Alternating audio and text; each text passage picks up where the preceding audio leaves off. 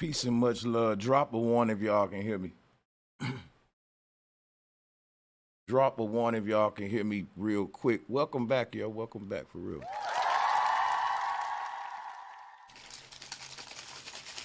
Welcome back. Good to see y'all, man. So,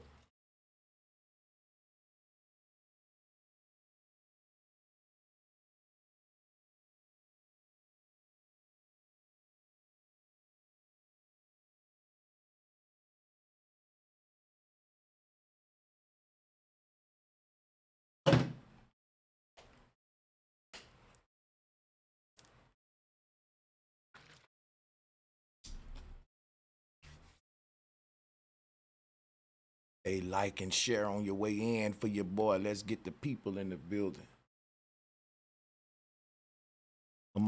Y'all know we on these things, I just let the people, come up in this community show. Pick my brain about whatever, man. Say what's up on y'all mind, whatever y'all want to. Any kind of smoke is all welcome. Hey, man, Saturday, sit down with your boy. Let's get it, man, for real. So we'll drop the link out there, let the people come on up. You know what I'm saying? Easy peasy.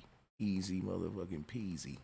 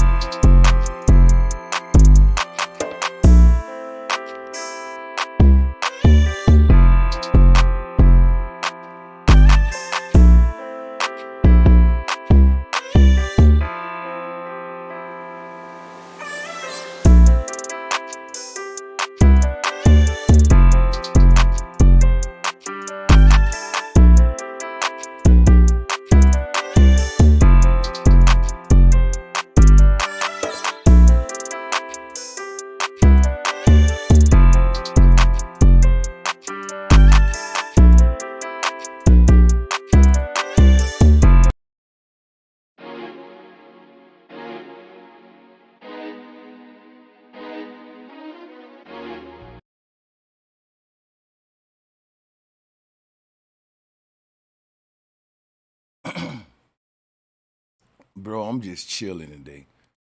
I'm vibing out to these beats, though. This shit, kind of waking a nigga on up. It's 2 in the evening and shit, you dig? And a nigga just need a push. What's good, everybody? Y'all, how y'all doing out there, man?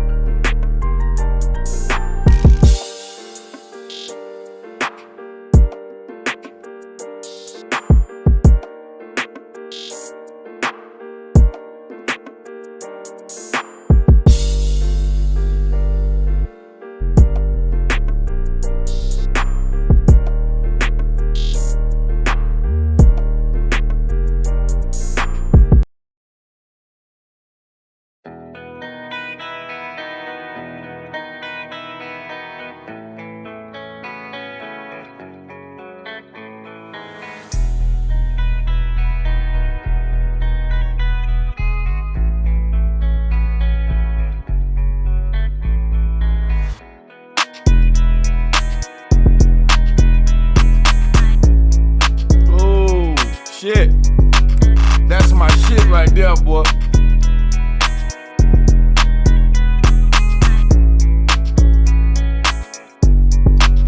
That's the one right there.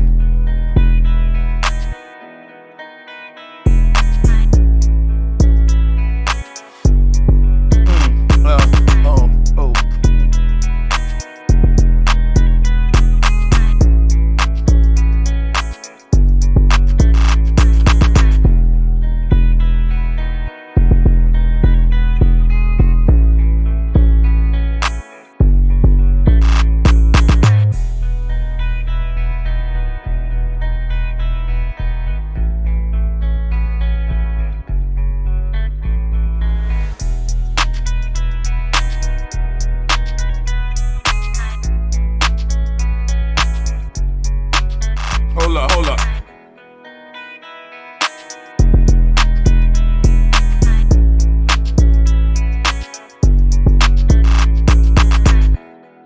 It's hard right there.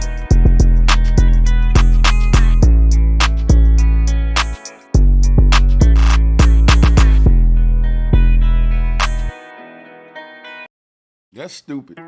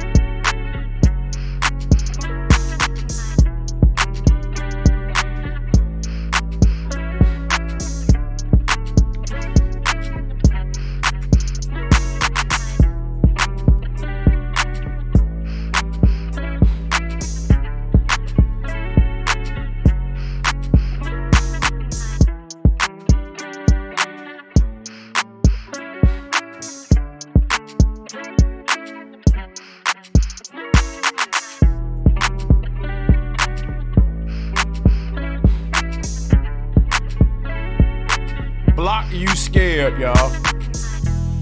Block you scared.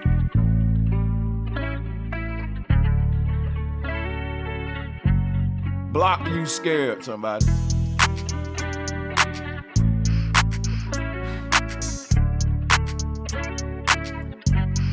Got you.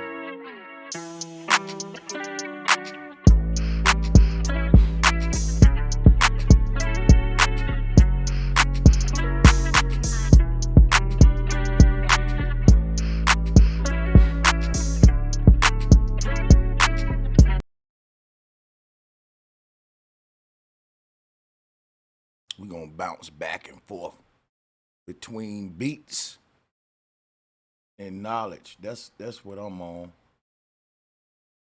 The Sumerians referred to their land as Kengir, Kengir, and that means the country of the noble lords. Their name does not refer to a geographic location on Earth, even though there may be a geographic location on Earth called Sumeru, right? Cool, we ain't gonna argue that. What I wanna share with you is that the Sumerians, like a lot of ancestors during this golden age of advanced science, their name holds a secret to their spiritual land of origin. So they didn't name themselves after any geographic location. They named the geographic location after a spiritual location. And that location is in the summit point of the earth, or what we call the summit area, which is the root word of Sumeria. The Sumerians had the name Meru. Meru, there to encode this spiritual place where everything in creation originates from, okay? When we talk about the Sumerians, the Tower of Babel story is very prevalent in their culture as well. This all-seeing eye represents a holy land that's the highest point in our cosmos. And what I have on the right here, this picture on the right, This is Serer cosmology, S-E-R-E-R. And you see that our Earth is the underworld here surrounding the mountain of Meru. But yo, I'm just playing this because I'm about to open up some slides and build on top of it. So I didn't get, yesterday I was gonna play the whole shit, but I talked through it and I ended up doing something else and I only played 5 minutes of it. So today I'm like, damn, I was like, damn, I didn't even play the video for real yesterday. It's a 25-minute video, but I'm gonna play it and I'm gonna touch on some of the stuff today. But I will drop the link and we can talk about whatever y'all wanna talk about, man. I know people is all tripping on this war, the war and all that shit, but you know, like, hey, that shit is crazy, man. This can ball over to some World War type shit. Who knows? I don't know, man. But we can talk about whatever y'all want, man. At the top of this mountain, there's a city, a holy city, and this is the base reality where we all originate, the seed reality. Okay, so the all-seeing eye represents this sort of place that's detached from the physical reality, and where the physical reality ends, this spiritual reality begins. And so the capstone is detached because this marks a spot in our cosmos where physicality ceased to exist as we know it. We change forms. I want to ask y'all a quick question, right? Do y'all like the music behind this, or do you just like it without the music? Put music or no music in the chat room. Let's do a vote. Or put it don't matter. The Tower of Babel being knocked down is a representation of how the torus field folds back inward at the sky vault. The god El, aka the all-seeing eye, is the deity responsible for the tower falling. The top of Mount Meru is being decapitated by El, the Reaper, the Ripper. The syncretism is due to the fact that what caps Meru is the energy of the pole arching up and outwards, expanding the sky canopy to the outer ring. Let me show y'all how to, what was this? This is the ancient Mahavidyas, Mahadeva, the Hindu mother goddess. Check this out, what I'm showing here, what I'm saying here, people. You need to understand what I'm saying. The reason why the Tower of Babel was knocked down, right? It's the same reason why Chinna Master, why the Great Mother is decapitating her head. You know, Jesus was in between two thieves, and Jesus shed his blood that we may live. But what this is talking about, what's going on at Mount Meru, or what they call it Mount Calvary in the Bible. This is a concept, Chinna Master, the goddess Chinna Master wreaking havoc and destruction. The awesome decapitated goddess stands upon Kama and Rati, the god of love, and his wife, who are making love upon a lotus, and proudly brandishes a knife in one hand. But what this is, why is the goddess chopping her own head off? This is the same reason why the capstone isn't detached to the pyramid, people. Now drop a one if I'm teaching you some already. Drop a one. And this whole artwork that I'm giving you is called Chinna Master, but this is a Hindu concept. But the reason why the head is decapitated is because the same reason why that all-seeing eye ain't detached. And then what happens is the light that is coming up out of this thing, it start to expand to the left and the right, and it becomes the sun and moon, which is these two thieves. Jesus represent the North Pole. The two thieves represent the energy that's being pulled from the pole by the sun and the moon to create the simulation that's expanded down into the underworld. And I keep showing you this is another way of us looking at the Eucharist.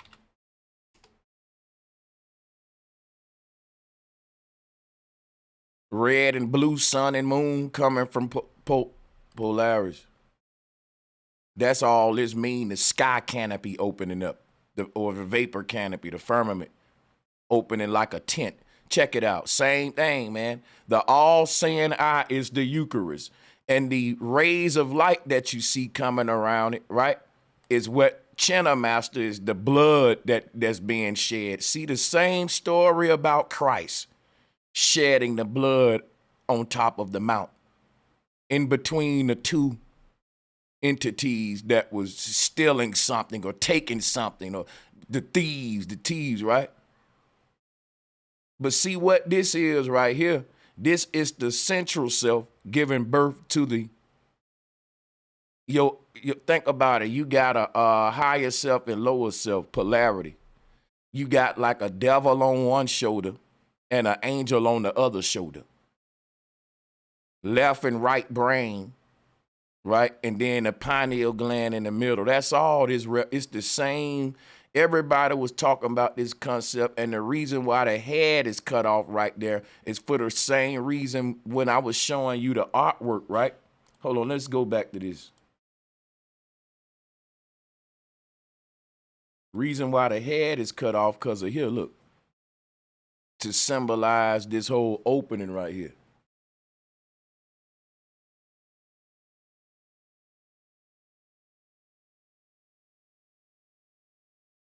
This is also referred to as the stone that the builders rejected.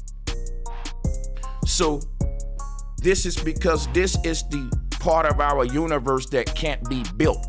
Energy can't be created or destroyed, but the release of energy is the foundation of all things. Life is all about the release of energy. So as I move forward deep into this, you know I'm gonna make it simple and leave no stone unturned. So what I want you guys to consider before we go any further with my presentation here is that when we talk about the Sumerian, when you look at the cosmology on the right there, see all the energy at the pole, it comes up and out. It's like a torus field. But there's a area up here, they said it's like the sweet spot in the middle of a tornado, right? It's like the safe zone, a heavenly spot. But at the same time, right, this is what we want to pay attention to, because this is what we're seeing here, how this energy is arching out at the top. Let me see another way I can show y'all this. Hold on. Yeah, this is what it's doing. So the energy is doing like this. It's doing like this. By the way, this is your Halloween pumpkin as well. But yeah, so you see the Chenna Master artwork, we can see we're dealing with this same concept of the torus field. The decapitated head is due to the fact that this thing is oblate at the top. It doesn't make a full spear. It gets cut off right here as the energy start to pour around. When they say that the earth is an oblate spheroid, why do they show us a perfect spear?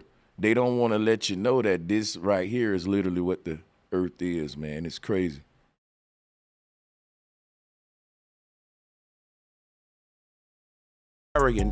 It's no different than us talking about the Lemurians.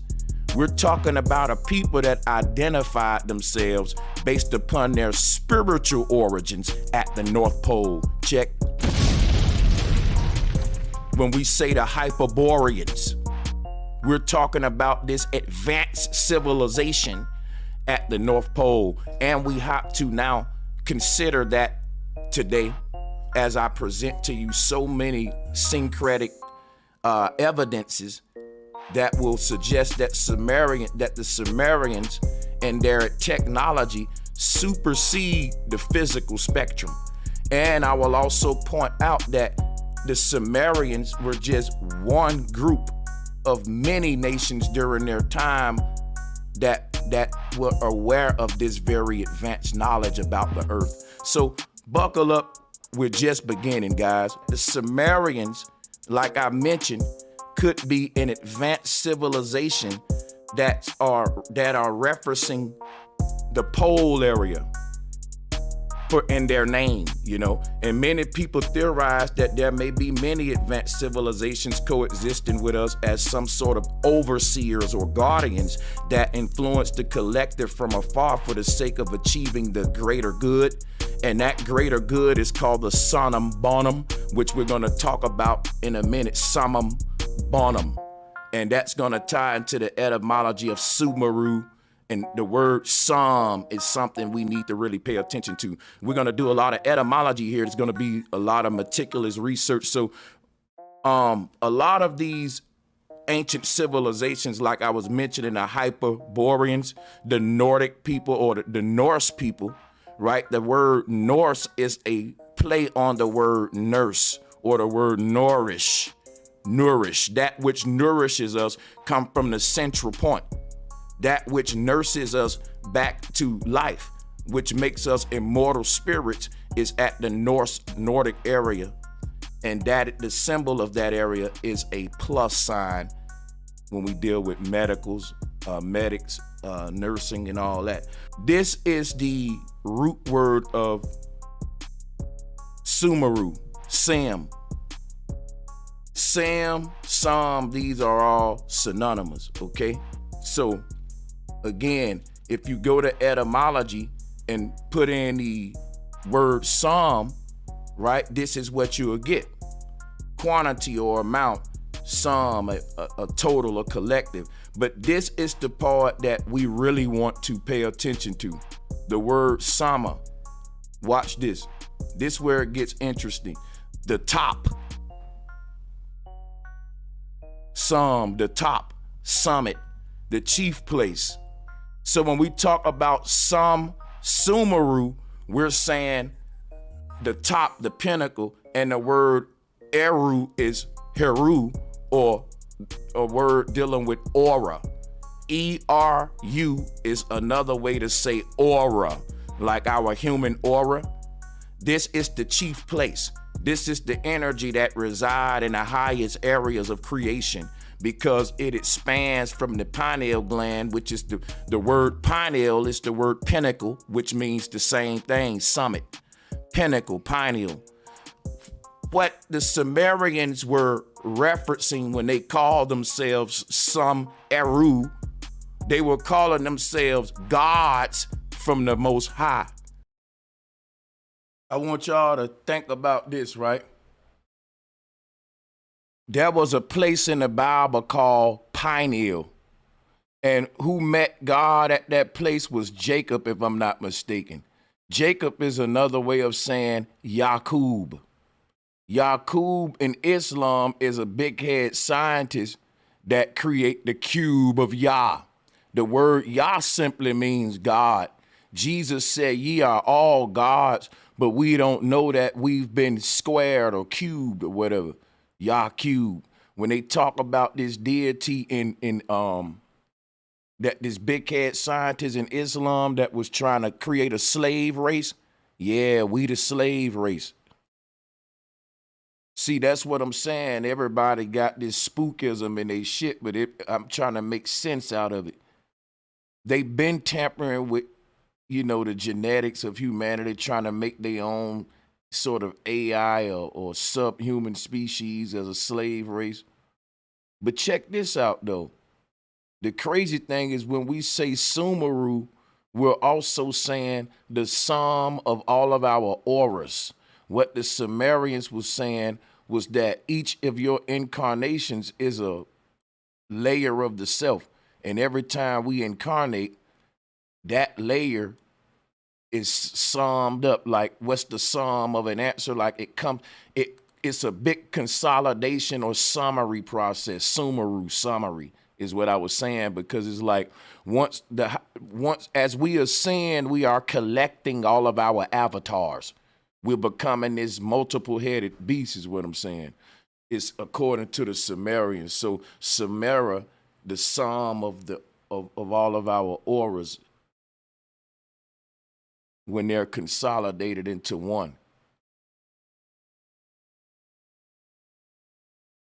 And that wasn't talking about a person, it was talking about a place. The Most High was a place before it was a God. And that's what I'm saying. Like, when you start personifying a place into a person, and let's say there's a place that you want to personify, right? And that place is called the center. And now, when you personify that place, you personified as a man named Santa. Now, they tell you Santa comes from the North Pole, and the North Pole is in the center. When you start personifying places as people, motherfuckers get confused. That's what I'm saying. Like, what Santa was representing is the aurora borealic energy that flows from the North Pole, which charges the ether. This is the way the ancestors looked at the earth, as a big terrarium. So, I mean, think about this, right? The whole thing about Santa with the bag on his back, delivering the gifts and all that, I'm going to go into that because it's stories that predate the one we know about Santa. And what it talks about is the story of Satan, Santa, Satan. See, the reason Santa wear Diablo red, which is devil red, red, black, and white and all that, he say ha, ha, ha, which is ho, ho, ho, same deity. But the story of Santa is the story of our journey in earth as sense. The word synthi, if you look up the word synth, which is another word for like a humanoid creature, or like, this is what you could say the body is to the soul. It's a synthetic, root word of synthetic. But when you look at the etymology of synth, it was spelled synthi with an E on it, S-Y-N-T-H-E. This becomes Santi, Santa, center. The synth is being projected from the center of the earth. It's a projection, a holographic projection. That's what the body is, a flesh or a flash of light. And so actually, I got the slides that you might want to see to tie this in with that as well.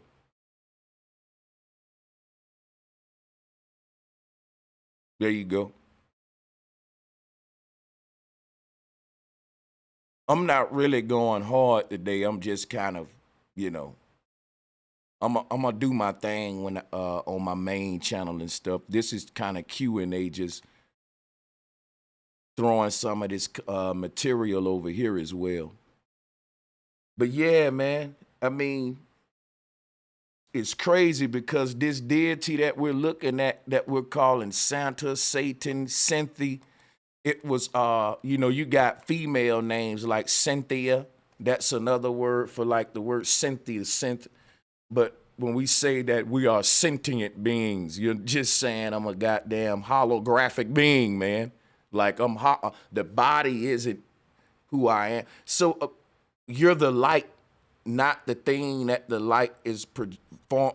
So if I'm projecting something with light, and I'm projecting an image that's a hologram, whatever I'm projecting, it can be a cat, dog, a human in the form of light. It's neither of those things. It's just light. If I got a chunk of ice and I carve it into a human, people will say, oh, that's a human. No, it's ice. So what I'm saying with that is the body is just light, forming itself, holography into what we call, this human body or whatever. This is all holographic process, but they want to say photosynthesis. That's just another term for the fact that it's light based. You know, you need light to form a photo. When you understand how what they're teaching about how light is responsible for projecting the creation from the top down. You know what I'm saying? I ain't gonna go too deep into that today because I'm gonna be going real in detail on that on my main channel. So I'm just kind of chilling, but I got all my notes and stuff for the end.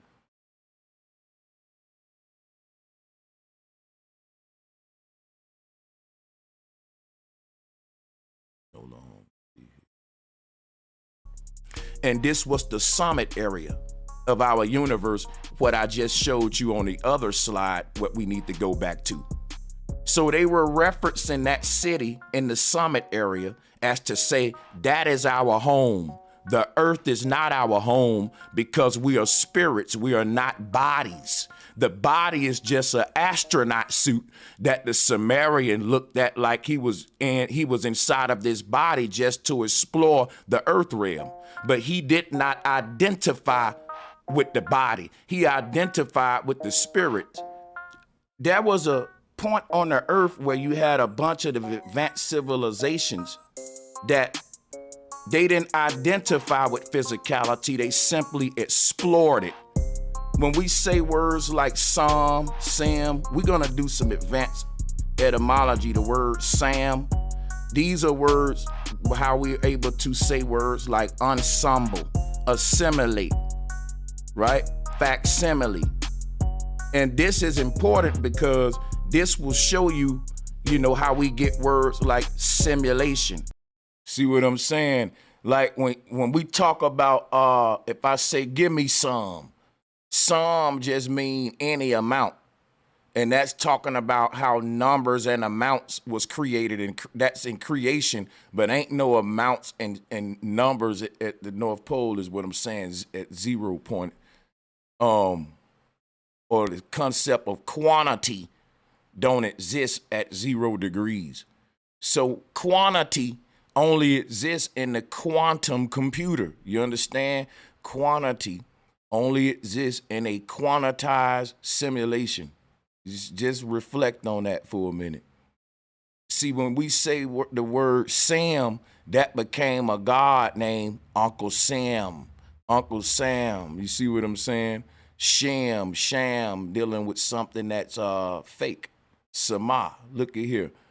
We can really see Sama there, and you start going into how Samson get his name. See, Samson, like you just basically saying a son of the simulation, which is why I said Samson is the word Mason, because when you talk about a son of the ma or my son, they're talking about this womb at the North Pole that give birth to creation.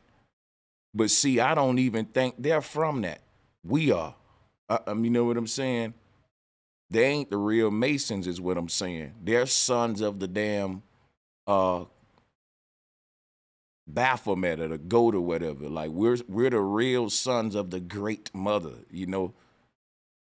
We spell it with an I, but it's under, this is the etymology of that, what is it? It's not a prefix. I'm not sure what you would call it, but similitude. Look, this word samsara, which is we're going to be talking. Samsara is the Hindu cycles of life and death. If you look up the etymology for Sam, you'll find that word up under there. Interesting. About here in a minute. And basically just getting you familiar with the word Sam. When you say, hey man, this is similar to that. Those are the Sam or same. When we say something, it's the same. The first 3 words, S-A-M. When you say those are similar, why? Because they said we are made in the likeness of God. You hear what I'm saying? The simulation is similar to the base reality, but it ain't the base reality. It resembles the base reality, but it ain't the real thing. It's a shapeshifter. It is faking like it's the real thing. See, the word samal means likeness. likeness. You feel me? So that's what I'm saying. Like, we're in a reality that's similar to our homeland, but it's not the real thing. It's mimicking. You know what I'm saying? The root word of mimic, like mime, what mimes do. So this whole thing, if you think of a mime with his top hat on, doing sign language with his white face, I can tie that into many deities like the Joker and all that shit. Yo, I'm gonna be decoding a lot of entities that we grew up learning about too, from folklore and all that, including the leprechaun, because you'll realize it's this same God we calling Uncle Sham or Uncle Sam the trickster. See, let me just share something with y'all real quick. Let me share something with y'all. Watch this. Watch this. Why the hell, when you reach a certain degree in Freemasonry, you start dressing up like a goddamn magician? I want you to pay attention to all the people in the world that dresses up like magicians. What do they all have in common? The top hat, the scepter. When we talk about the devil being a trickster, the devil being a jokester, a deceiver, that's what the magicians are.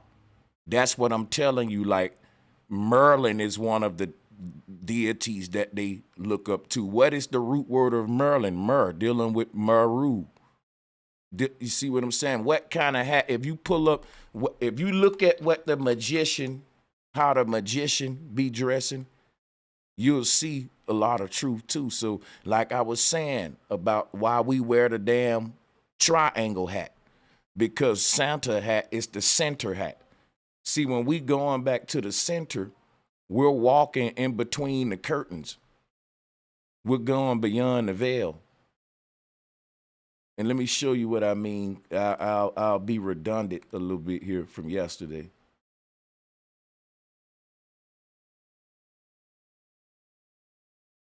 See what I'm saying? Like, going in between the two pillars, Joachim and Boaz, is going back. See, this center point is like where the curtains open. They call it Mount Meru, but it ain't really a mountain. It's really the curtains opening up. A spiral staircase up out of here. But the thing is this right here, right? When we're walking up under this thing in the center of the earth, we're wearing the Merlin hat. The reason Santa wears a triangle hat on his head is because, boom, this Santa is center. And at the center point, we're in between these two pillars, sun and moon. We're in this sort of zone where the light of, we're right directly beneath the light of Polaris. You see what I'm saying? That light splits through our reality, separating night from day. And the only time we can be aligned with this central point is when we're out the body.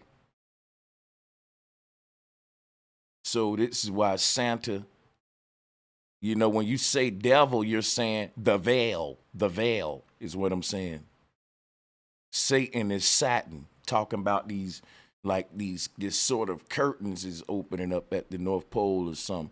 Because when you, even the word revelation, something being revealed. But the thing about it is, like, it's crazy because I believe these guys know like a sick secret about our simulation and what happens when we die and shit like that. It's almost as if it's some sort of ritual that we gotta go through to make it to the other side. But on this side, it seems sinister as hell. Like, what's the secret? But if they told you to something, it'll compromise something. I don't know. But all I know is when you look at these guys, they all dress like magicians, man. And the magic that they're using against the masses is deeper than what we think, man. It's on some Truman Show, Jim Carrey type shit, to where they know the nature of the other side. Like the Hiram Abiff ritual is literally a out of body ritual where a person literally get to cross over on the other side. See, we used to have these kind of rituals where we took shrooms and stuff like that. We had out of body experiences intentionally to explore the other side. They still trying to do that today in a lot of these big institutes. Rich people with all that money, they invest in it in trying to cheat death. It's deeper than anti-aging cream. These folks are investing billions of dollars into seeing what's on the other side and trying to really be immortal. And the Egyptians were the ones started this. The Babylonians, all of these people, they've been fascinated with immortality. So I'm just saying it's, when we talk about exploring the other side, that's one of the key elements in the occult. You know what I'm saying?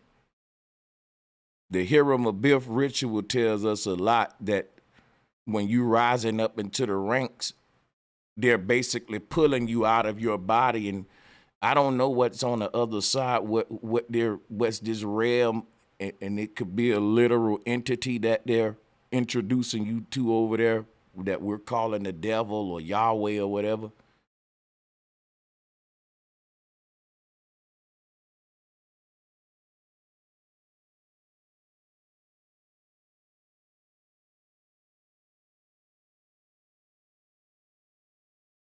But there's definitely layers to reality. You know what I'm saying? And those layers were being explored by everybody at some point, the dream states and all that, until it became taboo. And now these people are the only ones sort of diving into those other layers of reality. You know what I'm saying? But I'm not even up here to be real deep today. I'm just chilling, man. It's a, you know what I'm saying, good day to open it up. People got questions. Yeah, everybody dressing like magicians and shit. You dig? Papa Lekba is another magician. So like how Papa Lekba dresses like a 33rd degree Mason. Instead of giving him a scepter, they give him a pipe. Instead of putting a big gold chain around his neck, they put a snake around his neck. But they all doing the same Lekba, sort of. And he's another form of the trickster, the devil. Like they all worship the goat, the devil. Abraham Lincoln, all them dressed like this, like with the goatee. Why they call it a goatee? The goats have that shit. Like, it's crazy. The goat worship, serpent worship, Papa Lekba. Yeah, man. We understand. But the Monopoly Man, Willy Wonka, the magicians, man. The charmers, you know.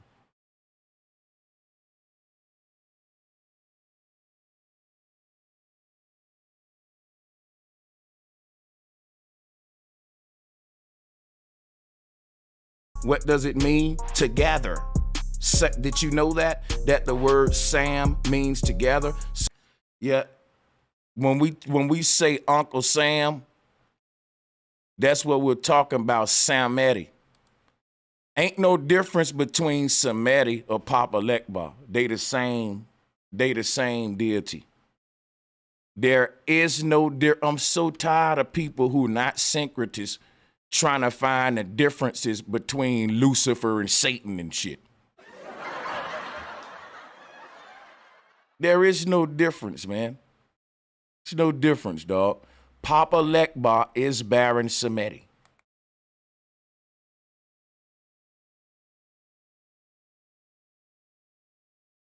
All of these motherfucking deities are the same, dude. That's what I'm telling you. Everybody is personifying the exact same concept of what happens at the polls. Samson, Mason, Jim Carrey. Come on, like, if okay, I'll give you this then, because I see what's confusing y'all. Yes, these are all different people, right? But they are all personifications of the same thing. So if you want to look at Christ as different than Lekba and Lekba is different than Semitic, that's not a syncretic approach. You'll never be able to unlock the truth. See, in Freemasonry, you see every single religion in the world circling around that Masonic compass. You know why? They don't care what faith you from. Because why? They got the knowledge of how all of that shit the same. They got the whole world fighting with different faiths and different gods. And what these deceivers know is that all of these deities are the same, even Satan. I showed that yesterday. Satan is just Santa. How is it on December 25th, a Christian literally have a holiday for Satan the Santa, but then they think that they against the devil and shit?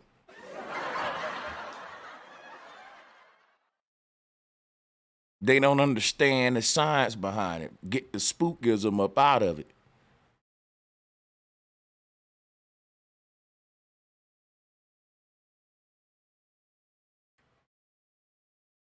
So when you say samurai, in a minute I'm gonna show you how the word samurai relates to the word sumeru. But I got to throw all of this etymology at you to begin with.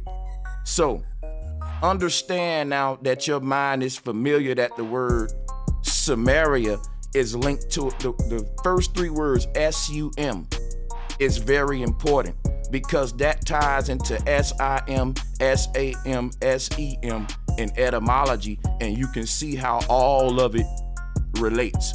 Because at the North Pole, everything is being assimilated. There's an ensemble. The simulation is expanding from this summit area. You see what I'm saying? So at the North Pole, everything is together as one, but away from it, it's divided and we fall as different individuals. This is where the concept of united we stand, divided we fall come from. Look at this image.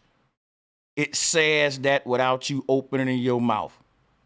See, in this world at the top outside the cave, we are united as one hive mind. But within the cave, when we fall into the firmament dome down here, guess what? Everybody become different units and individuals and shit. United we stand, divided we fall.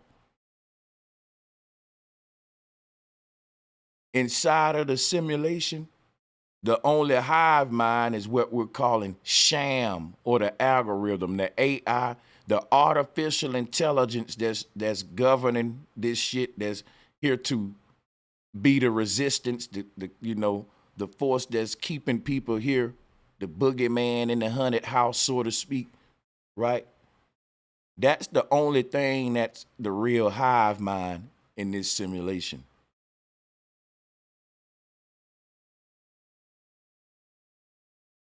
So we got to, get on board. On a physical level, everything is divided by time and states of matter. On a spiritual level, there is no time, and the only state of matter is light. This right here unites everything on a spiritual level, divides everything on a physical level. So when we say the word Samaria, we're talking about a people that were one. We're talking about a hive mind. Yes, let me show you what. And when you take the word Sam and you flip it backwards, you get Mas. Why is that important? Because the holiday that we was referencing, Christmas, because together, a bunch of people together would be what? A mass, or a mass, M-A-S-S. When you say mashed potatoes, M-A-S, the word mass meaning putting something together. So the etymology is what I'm showing you here with together, showing you about a hive mind. And the people who are this, who are this sort of hive mind, they have symbolism that reference this supreme unified soul that they're creating as each individual. It's like a Borg. So that's why the early Christianity have this beehive symbolism.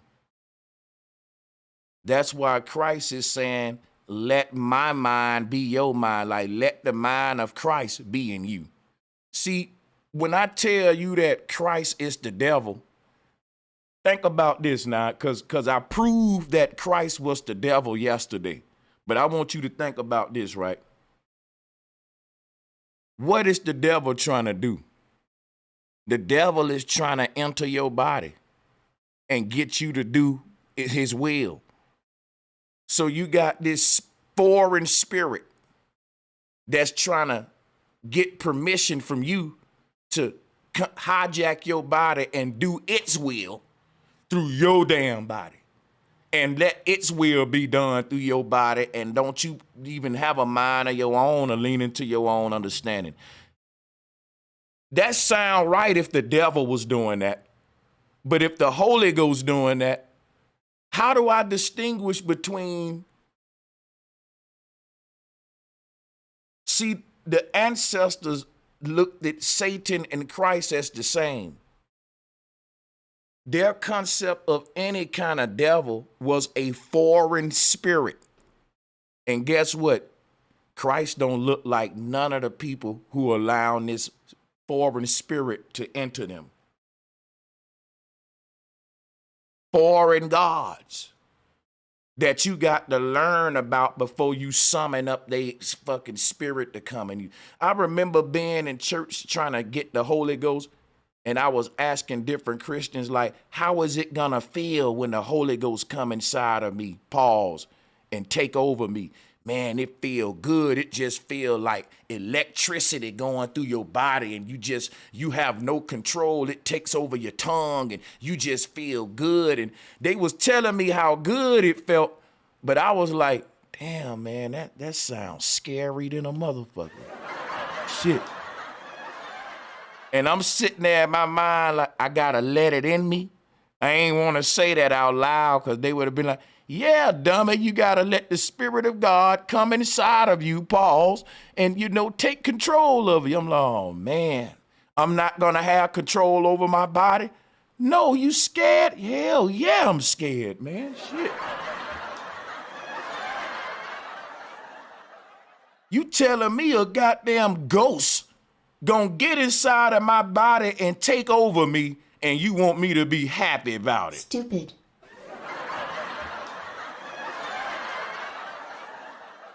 Now, if I was at a Satanist church and I told y'all that, y'all would be like, yeah, man, them people worship the devil. They want ghosts and shit to get in your body and take over and do their will and stuff. If I told you I was at a satanic church and that's what went down, it'll make sense. But if I told you I was at Southern Baptist Church, goddammit, in Memphis, Tennessee, and that's what was going on, you see where I'm going here, right?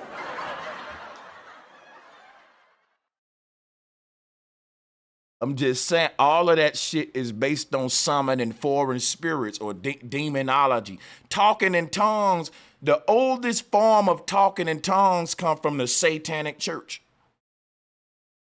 When the Bible refer to speaking in tongues, it wasn't a bunch of it meant you speaking another language that you don't know. That meant that a Christian who never learned Chinese before just started speaking Chinese. And we like, yo, he didn't go to school for that. And he's speaking Chinese. Yo, a Russian just started speaking, goddammit, some Yoruban language that he never learned fluently. But these Christians ain't speaking in no tongues, because speaking in tongues in the Bible was different people talking in like the other one's language. So that's what I'm saying. They shit is based on demonology, but they don't know it. I know I'm all over the place, but I mean, The Sumerians, like many other ancient civilizations, were so advanced that they had already achieved a singularity. The true form of a singularity is when man wakes up to the point where he activate his God ability. And when he does that, it should create heaven on earth if his intent is right. And in my research here, I'm saying that the Sumerians. Drop a 1 in the chat room if you would like me to put the call line link out there for you to come up with smoke. I'm only talking to people who want to come with smoke, and respect to everybody. You know, I'm a very humble, respectful man. I'm not going to do you wrong just because you disagree. I think it'll be a friendly spar. But if you would like the link to come up with smoke, drop a 1 and we'll make that happen after the video. Were part of a galactic federation on Earth, a one world order of advanced spiritual tech kingdoms. And that this kingdom expanded off of the Earth into the nethers and the astral realms. And there was no distinction between the dead and the living, or the spirit and the physical. That is the purpose of the human being. We are alchemical beings that were designed. We are technology that was made to fuse the spiritual kingdom with the physical kingdom. So, but we can't see how they both are married together. We're not manifesting what we were built to do. There was a golden age on earth where the spiritual realm and physical realm, the lines were blurred because they were marrying the two, building a utopia. They're bringing the same thing back today, but they're only building a hell this time. It's all about intent. We're gonna be able to have hive mind technology in the future, where groups of people can share one mind. The ancestors, when they talk about being all on one mind and one accord, they're referencing a hive mind, meaning that these civilizations were so advanced and so in tune with each other and nature that they just became one via the technologies. Now, that don't mean that you can't be an individual either. It just means that they were so telekinetic and advanced, they can read minds. They can explore the dream realm together. You see, that's what the word Sam mean, together. Sumerians. Think about when the ancestors, they the ones created this famous term, everything is connected, or everything is together. You know what I'm saying? They can blend their worlds as one, like I said, as a hive mind. So think about technology that would allow you to be inside of your partner's body. Let's say you and your woman sitting up having a conversation, right? And your woman say, well, you don't know how I feel. And you tell her, well, you don't know how I feel. So you both put on these head devices and y'all swap bodies and see how each other feel. And then you come back in your body and like, well, I didn't know you felt that way. Oh, damn it, I didn't know you felt that way. You know, like you ain't even really got to say nothing because you was just your wife for a minute. I know that sounds crazy, but the technology to do that is just around the corner, guys. I can't make this up. And when you think about that kind of technology, it'll be a matter of time before everything just become connected. And that was the term that we see echoing from the last couple of civilizations that's told us everything is connected. What were they saying? They was saying, in my opinion, that they had achieved the same height of technology that we're about to achieve today, to this IoT. They call it the Internet of Things, right? To where anything you can touch, pick up, or see is connected to the internet. In the future, even your toilet gonna be connected with the internet, giving stats on how much you're pooping and all that. Everything is gonna be constantly recording data and connected to the net. It's the IoT. Search and look into that. The Internet of Things.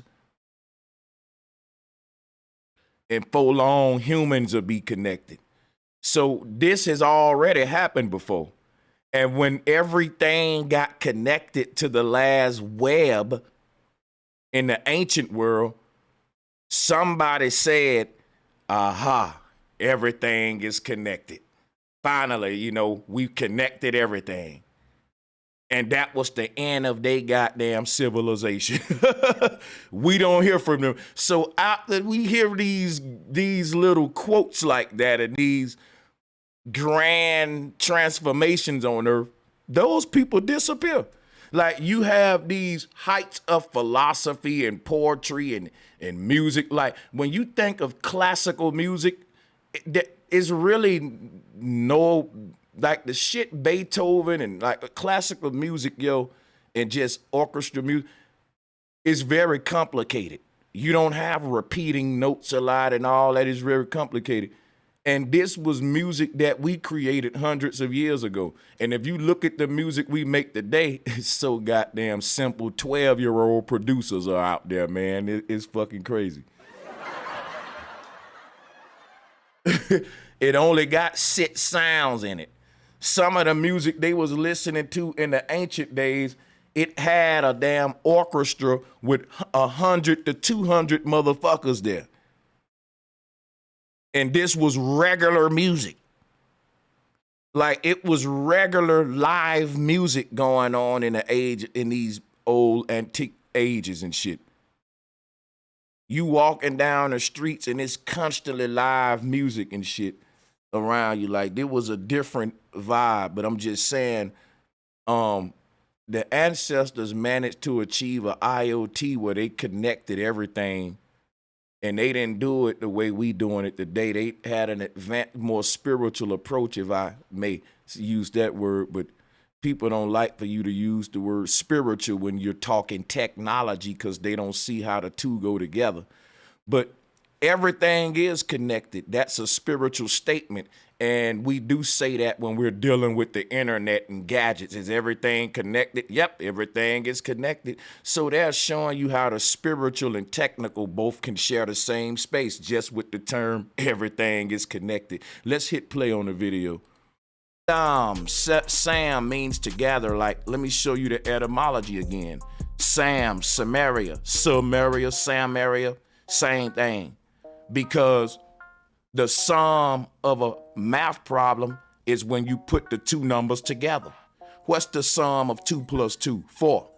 How did you get check it? You this put out, them right? what? Together. The crazy thing is, on this video, the first like 20 minutes of this part 1 was just me going through the etymology of Sumeru, so that when later I can go in real deep and shit like that. Like the word say, Sam, some. But I got to show y'all the etymology so that later you won't think I'm reaching. So I'm working my way up from the bottom to the top. When we say some area, some aru, we're saying the together area.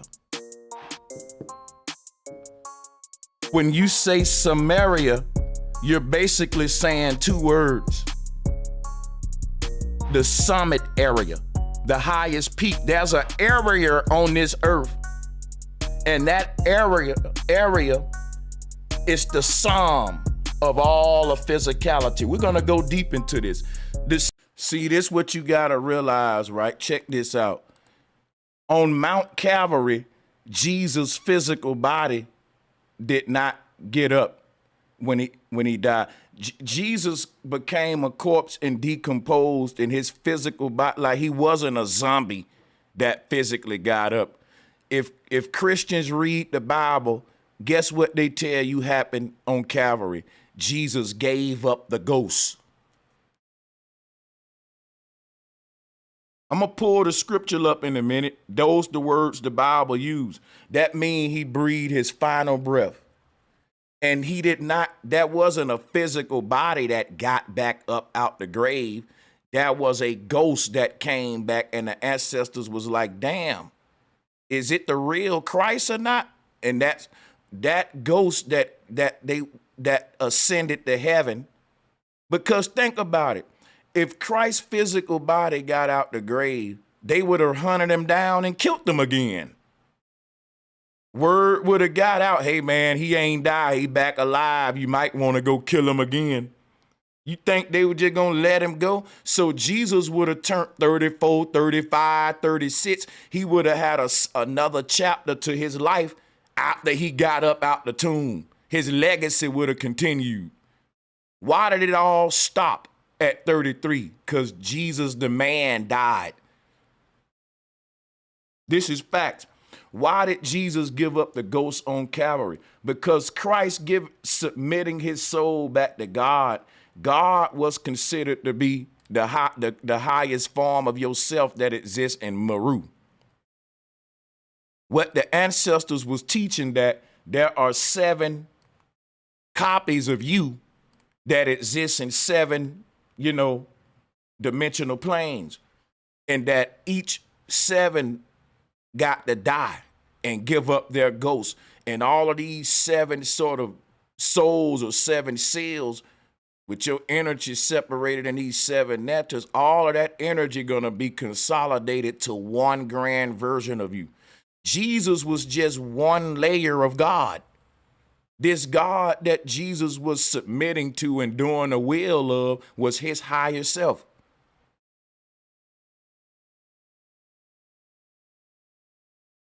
God sent 7 layers of his self into earth realms to live out 7. Think about it. When God sent Satan, God sent so many prophets from heaven, and it was God, what they told you, was living through these prophets. When you think about the root word of prophet, though, a prop, what is that? That's no different than saying like a prop would be like a puppet. You know what I'm saying? But the thing is, the God in heaven that they speak of up there on the throne, his 7 avatars he's sending down to the earth and just bringing them back. See, think about this, right?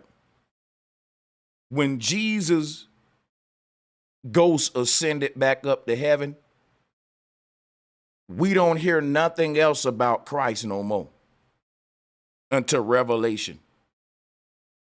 Christ and the Father becomes one. That's what I'm saying. Like all of these layers of the self, we give up the ghost at Mount Calvary. That's where the fucking beam me up take place. And all 7 of these layers will go up the same beam line to be consolidated or with the fucking one. Just like in the movie Jet Li the One. I'm being kind of redundant, you guys, but I'm going to go over this in detail and come with it on my main channel. Sumerians named themselves after the North Pole, just like the Lemurians did, just like the Hyperboreans did. Everybody is adopting a name that will refer to this origin point where we all come from. So you had a group of people that said, we're gonna call ourselves the Sumerians, dealing with the Sum area. So when you type in the etymology for Meru, this is what it's gonna give you. Mir. Mir.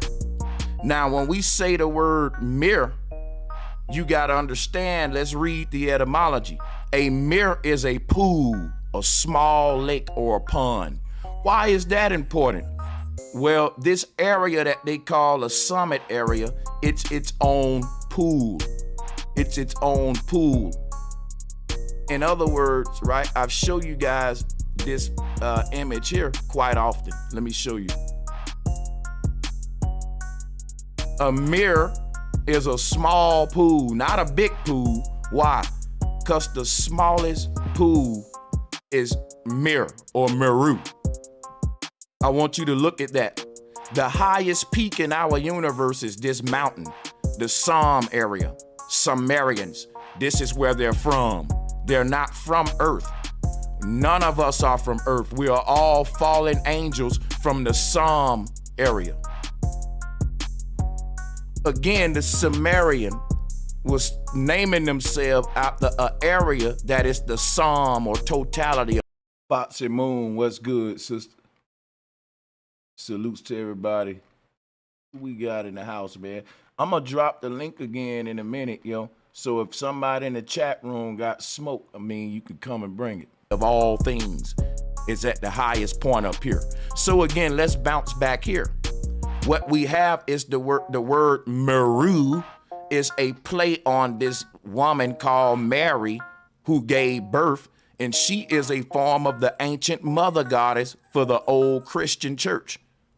Mary is personifying a black hole, a womb in the middle of our earth. And that womb is called Meru. So when we say Merry Christmas, the word Mary is dealing with Meru, right? And Christmas is a mass, a Christ mass, a mass of people at the crease of the earth. And this is what we can show you for that. A crease mass. The North Pole is a split, it's a crease. And that splits through the physical spectrum of reality with what? A spiritual scepter. And then that is the great hall of Osiris. That is what we see all of this.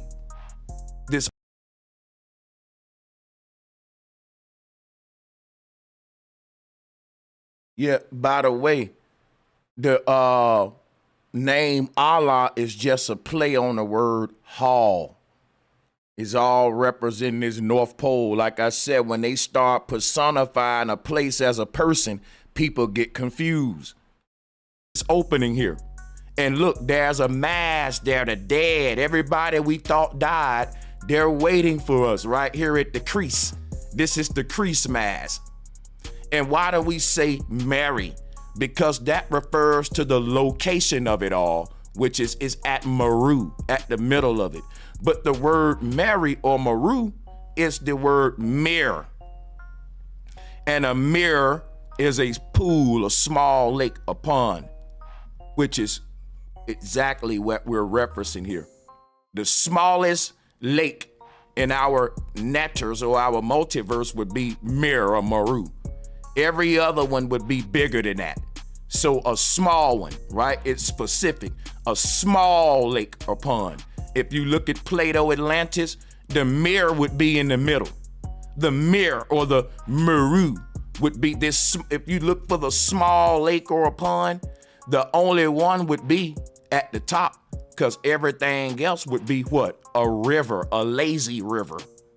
A lazy river going. Y'all, you ever played skee ball before? Like, I'm gonna show you how they be putting shit right in our face real quick. Drop a one if you like skee ball. Like, that's one of my favorite games. Even as a damn adult, I'll go and kill this shit right here. Some skee ball. And I know how to get that thing bank way to the back. I give you a run on this shit right here. I ain't gonna lie. But, you know, it's crazy because when I look at this shit, I do be thinking about how the earth is set up, right? So it's crazy because the ball is the pineal gland. And when you think about it, you literally trying to get the pineal into Meru. It's a lot of games where they do this, like Powerball in the old Gladiator series. This is literally the skee ball. And then you trying to, you know, get that shit to the middle ring right here, Meru, Plato Atlantis. Like you rolling the ball up the stairway to heaven. This is your ball going up the stairway. Boom, it lands into Meru. If it go into any one of these, then guess what? You got to do it again out. See, the ball will land right here, and then it got to go through a life cycle. In the lazy river, then it get another chance. Boom, it go up again. Boom, boom, and hopefully, you know, and that's the soul climbing the stairway to heaven, based upon skee ball, or you know, going round and round a lazy river. That is not a pool or a pond. Everything outside of the center would be a river, and the only mirror is gonna be right here, Meru, mirror. Yo, I'm gonna say something real quick. if you want to come up and say anything to Brother Sanchez about the information I'm dropping, click the link. I'm opening up the round table. All right, there we go. See something real quick. All right, let me teach to anybody in the chat room, right, that may be saying, well, this is all speculation. Let me hook you up with some knowledge real quick, right? To speculate is to do what? View mentally or contemplate.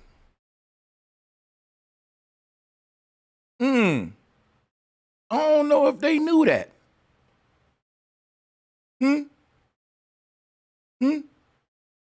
I want to just read it one more time. Like a lot of people, right? They like to come to you and they like to say, man, you speculating. And I'd be like, yeah. And they'd be like, yeah, you speculate. And I'm like, okay, yeah. You supposed to. You didn't know you supposed to speculate? You supposed to view some shit mentally and contemplate on it. That's how you just supposed to do. You didn't know you supposed to speculate, man. You supposed to do that, man. Look at here. Speculation, intelligent contemplation, consideration, the act of looking. How do we think something wrong is speculating today? Seriously, folks, you got to be a dumbass if you think something wrong with speculating after I just read that to you. Now, I know you don't know everything, but today, guess what you know? You need to start speculating, dummy. Quit getting mad at somebody else because they're viewing shit mentally and contemplating on it. Intelligent contemplation. Why would you should do that. See, they got the world so damn dumbed down and they don't want you using your mind that the person who's speculating, you talking to them like they doing some shit wrong when your ass need to be speculating too. But you too damn dumb to even look up what the word is. It's just fucking stupid. Stupid. Can't nobody stop me from speculating because I know that's a good thing to do. I'd be like, why you ain't speculating, man? And they can't answer that shit. Well, I don't speculate because I'm not an expert. That's not a reason not to fucking view something mentally, dude. That's not a fucking good reason not to have intelligent contemplation. That's not a good reason to don't exercise consideration and even perform the act of looking for your damn self. Close, what the word speculation mean? Close observation, rapt attention. You can't stop me from speculating. I'm just laughing at you because you think something wrong with the shit. Go read the definition and get back with me when you start speculating. Let's play the fucking video.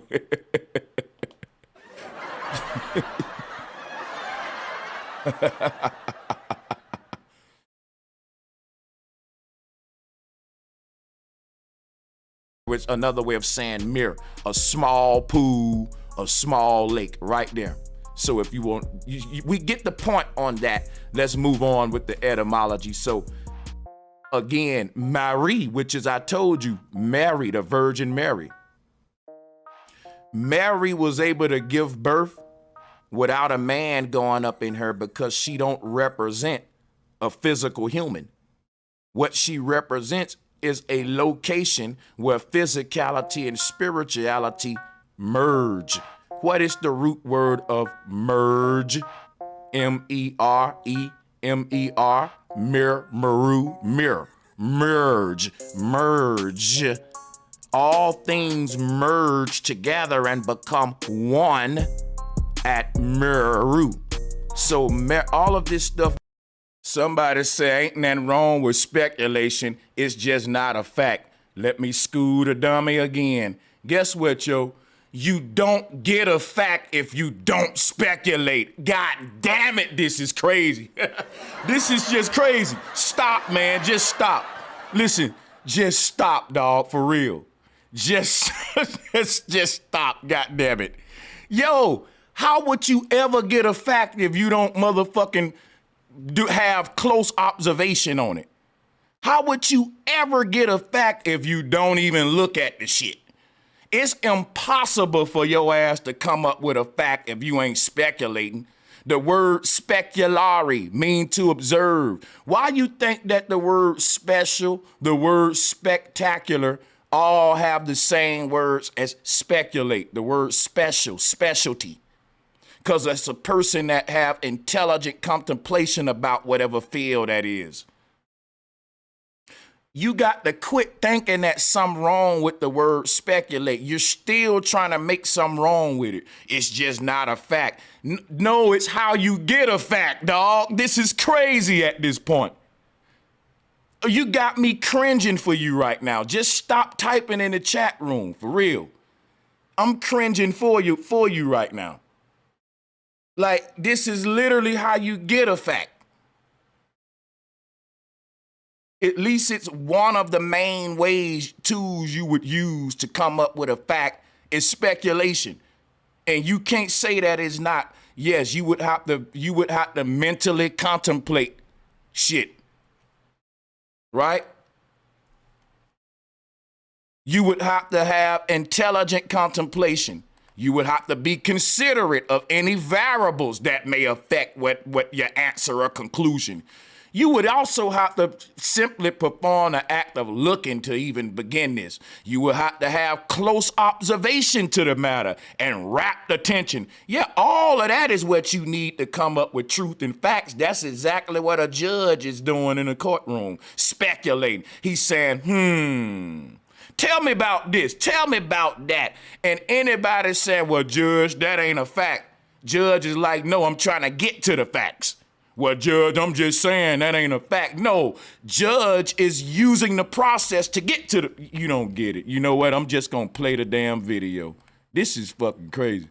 It makes sense now how Mary is basically another form of Yemaya, the Dogon mother goddess Amma. She gives birth to the universe out of nowhere. All of these ancient goddesses, they just gave. Somebody said you need evidence for it to be a fact. You gotta speculate to get the evidence. I don't want a detective on my motherfucking case who ain't using speculatory approaches. Cause the moment a detective put his hand on his chin and say, you know what may have happened? He may have took off running over here and bent the block right there, or he may have threw the gun over there. And another detective say, well, that ain't a fact, detective. And guess what? Everybody look at you like a dumbass. They'll be like, no, detective ain't saying he got the facts. He's speculating all the possibilities so that we can slim them down and get the fact. How are you still debating this shit? Yo, at this point, you just don't want to be wrong. I mean, because your speculation is going to point you in the right direction. If you asking all these questions and got your mind open to the many possibilities, that's going to lead you to some key evidence. You're not going to win this argument, yo. Gave birth to the universe and nothing impregnated them. They had a virgin birth and the universe was conceived out of that birth. And you can read about these origin stories in the pre-dynastic time. I keep reading to it. The detective that's saying, the most is gonna figure that shit out. But every time you say, they say, man, that's your own speculation, man. That ain't no facts. And I'm like, dude, I'm just playing around with it. Like, what if he did this? What if ain't a fact? But if we what if enough, we'll get to the goddamn facts. Like, you are the detective nobody want in the room when we trying to speculate and come up with a fucking fact. Real talk. Times a lot of them. And the Virgin Mary was just a plagiarized form of these ancient goddesses. Instead of her giving birth to the earth, right? At one point, we had these goddesses giving birth to the universe. or the earth. And then when they started personifying the earth as Gab or the earth god, then they had to personify the womb that gave birth to the earth god as a person too. So we had a cosmic mother that just birthed out the universe out of her womb. That was the original story. Then it became Mary giving birth to Jesus, this virgin birth, this immaculate conception. Jesus were referred to as a light in the sky, or the Star of David of Bethlehem. That is the Big Bang expansion. And we're gonna go into that as well. So the darkness represent Mary, the womb, and the light was Christ. So Christ told you, I am the light. And that light was birthed from the darkness, which is Mary, Maru, which is what? A black hole at the middle of our universe. This black hole is what they're referring to as Maru. This is how we resurface in this pole area. When we talk about the pole area, we're talking about the pool area. This is what baptism was all about. Coming up from the waters and being born again in this area up here. So when our soul was conceived in the highest heavens, in order for us to exist in the highest heavens, we had to be cleansed. So the original baptism is you being a fallen angel and they putting you down beneath the netters in these underworlds and raising you back up again to the highest point, to your original home at Maru. And that's what I'm saying, like the whole concept of this God at the North Pole that is there to remove all of your sins. It's saying that the energy at the North Pole is called the Reaper, this Ripper God. It's ripping away all of these false personas, the egos. Let me go back to this. See, the reason why everybody got to die is because this version of yourself that you think is your true self is just one of the many layers or roles of God that you're playing in one of these universes. The Hindus said you got to have more awakenings because it's 7 different versions of you in 7 different universes. You got to play all of these roles, man. Just so you can collect them all. There's a game called Pokemon. The monster inside of the ball is the same ancient Asian culture as the genie in the lamp or the soul trapped in the cube. And that's us in this damn Taurus field, is what I'm saying.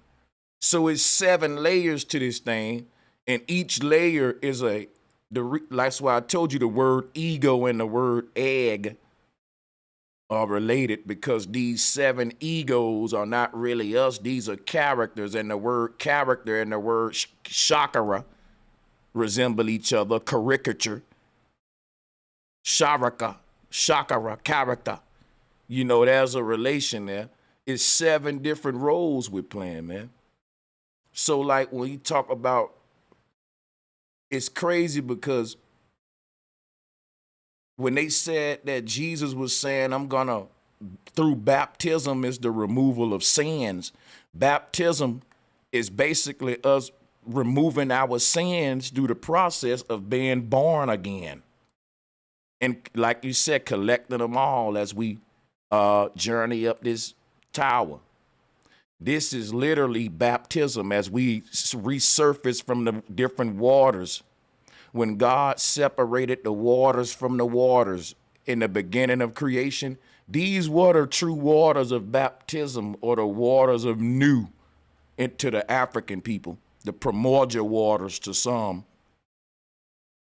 These waters are there to remove all sins. Once you become light enough to float up, just like to ascend up from these lower realms, as you resurface in these other realms, you are a new person. They teach you that in the church with baptism. They said, listen, When I put you down in this water, the old person who you was is gonna stay down there. But when I lift you back up, you're gonna be a whole new you. We learned that in the church, but they're giving you a macrocosmic ritual. This is what's happening on a spiritual level, yo.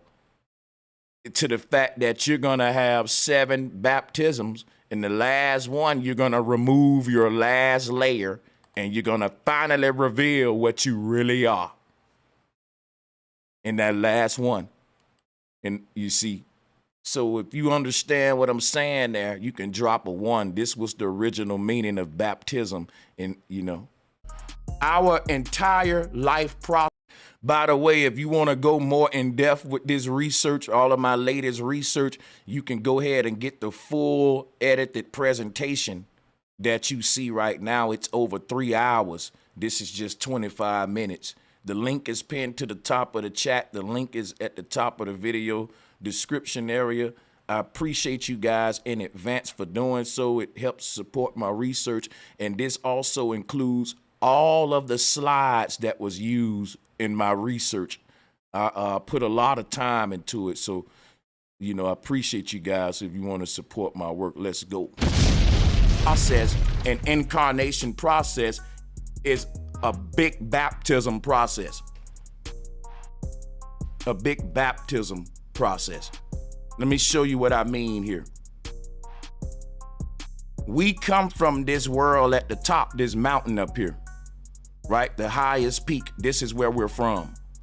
And we were born down here into the lowest worlds down here, right? Into the lazy rivers. The moment we was conceived up here. And I'm gonna show you why in a minute. We finna go over all of that. Remember what I said. We were baptized. The babies that's born in this summit area, they just can't start their life as gods right off the bat. They gotta activate their God power by going down into the earth and slaying their demons. Their demons is their damn mans.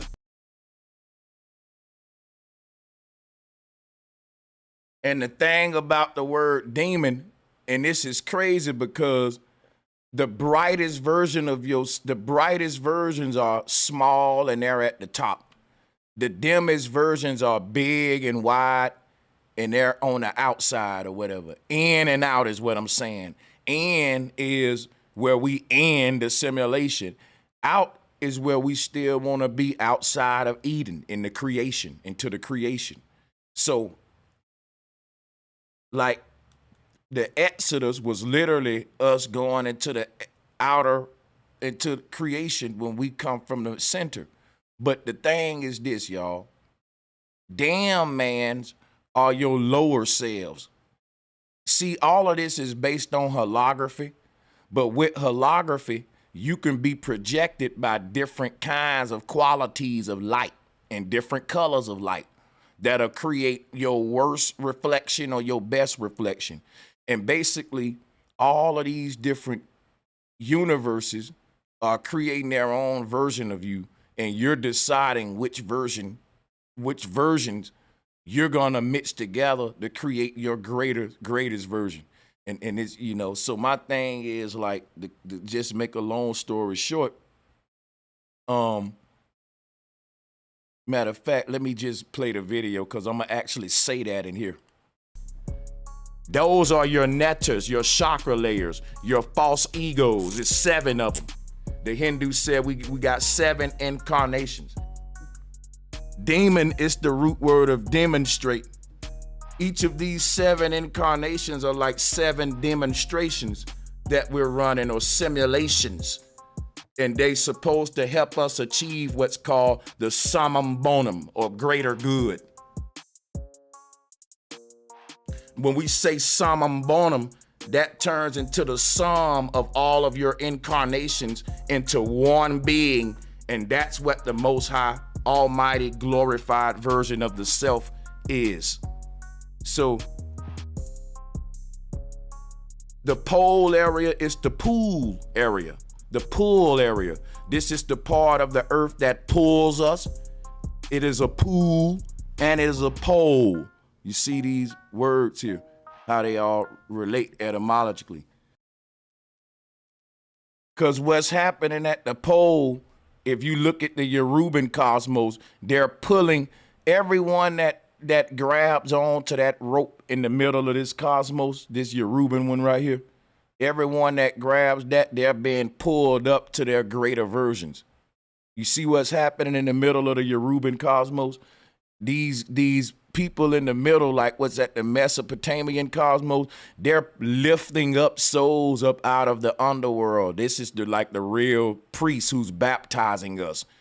Like, forget your Rempochop, he just doing a ritual with you on the earth. But what I'm saying is there are these priests that in the Mesopotamian cosmos that are, sort of guiding us through this shit. This whole simulation, lifting us out when it's our time and shit like that. It's like when they see, okay, he's really removed his ego, he's ripped off his veil, you can pull him up, he's cleansed, get him up. So this is what's what they calling the rapture, when Jesus is just pulling your soul out your body. But what's happening is what we're learning here, what the Christians took, the knowledge that they took, was these high priests on the other side. They're looking down into the simulation to see who's been down here long enough that they finally clean themselves. They remove their sin or their synth. They know that they're no longer their ego. They know that they're no longer this persona, this person that they think. You know what I'm saying? They know that there's something greater. And then at that point, you can be pulled up. You see, you washed. It's like they looking down through these waters and they saying, he's clean, he's clean, he's clean, get him up. She's clean, pull him up. You know what I'm saying? So that's like the rapture. Even the Christians say that when Jesus come back and pull his people up off the earth, cars gonna be crashing, planes just gonna fall out the sky. So they say that the good die young. Why do the good die young? In my opinion, because they getting poked up. Boom, he's done. And he get hit by a car. Boom, because it's all polarity. It's like, check it out. Some bad happened to you here because some good happened to you there. You die in this world and you live in that world. It's like a polarity thing. So, but when people say, but damn, man, something gonna happen to me yeah, you gonna die. Like, it don't matter how you die. But Christians say that with the rapture. They say when Christ pulled a soul out the body, you might just be in a plane and the pilot just crashed because he a Christian. You know, they had a movie, Left Behind. But that concept literally comes right here, though. For right here. That's why we say stuff like, when it's your time, it's your time. You know what I'm saying? Everything happened for a reason. So, again, though, they are worshiping this black hole. This worship of this black stone is the worship of, this is what they're calling the Virgin Mary. All right, this box, when we tell a woman, give me that box, what are we talking about? That's the womb, the original womb of creation. But now they got us personified it in a masculine way in the form of these gods. The womb. And that's another thing. Christ replaced Mary, man. That's what I'm telling y'all. You know, check out this picture on the left. I'm going to just break this down. Oh, I'm not sharing with my people. Hold on. No wonder. I got y'all. We finishing this thing up. Check it out. Y'all know how, right? We say Santa Maria. Whoever heard the two-turn, drop a 1 in the chat room if you ever heard Santa Maria before. Drop a 1. You know why? Because Mary is Santa. Mary is Santa. Watch this. Santa Maria. Because Mary was the original Santa. Check that out. Now watch this, right? You know how a child sit on Santa's lap and Santa give him 3 wishes? The Dogon and a lot of other cultures teach about this goddess called Amma, which is their version of Mary, that this is our cosmic mother. When we die, you basically, when we talk about the contract that we sign in between life and death, You basically get to decide your next fate when you go back to the source and great mother. This great mother is a portal back to the base reality, and at the base reality, you get to be whatever you want to be next. According to a lot of these cultures, you can create your damn next. You get granted these wishes or whatever, so to speak. So it's like we say for Christmas, we sit on Santa's lap and tell him what we want. But on a spiritual level, when we die, we go back to the great mother at the North Pole, and she say, how do you want your next lifetimes to be? What do you regret? What do you want to change? But it became sitting on Santa's lap buying a bunch of crap in the store. But this was real spiritual shit. So Santa Maria, Santa was Mary at one point. But let me fall back. Salutes to my people for joining the call, man. Whatever y'all got, man, I'm going to turn it over to y'all. Peace and love. I appreciate y'all, brothers, man. I'm going to drop the link again as well. What's good, broski? What's good, man? You got it. Salutes, you, brother Young Cardi. Hell yeah, man. Long time no chat, man. My ass been trying to just get to it. Just been working a new gig and raising the kids and shit. But I definitely still been tapping in. I'm like, even when I couldn't join. So sometimes y'all might not see me in the chat or in the on camera or nothing like that. But I definitely still be tuning. And you just got me to thinking. I'm like, with the incarnations into each different lifetime and stuff like that, and how you start to take your avatars or the knowledge of each with you, these games are starting to mimic that. Because you was like, it was one thing that you had said, I think, about the Sumerians, like, let me think, you was like, when you go from one lifetime to another or rip off a layer, it's like basically God or the universe playing out through your lives in a series of different lifetimes. It's like having a video game collection that keeps coming out with sequels that keep getting better and better as time goes on, and you trying to get the perfect game for this genre or for this story. It's kind of like that. And you start to see that shit type of mimic in the video games these days, like GTA or Call of Duty, because they had you with the same character that transfer over to the next gen system. You see what I'm saying? So that's like changing realities to another level, but you carrying over what you left from, or you continuing on with your same essence. It's like they're trying to speak to people, but you can only see the code if you're paying attention to the shit. Mm-hmm. Like the shit that they do with video games is no different than what life is, because it's all holography. It's holographic information, and it's a holographic simulation.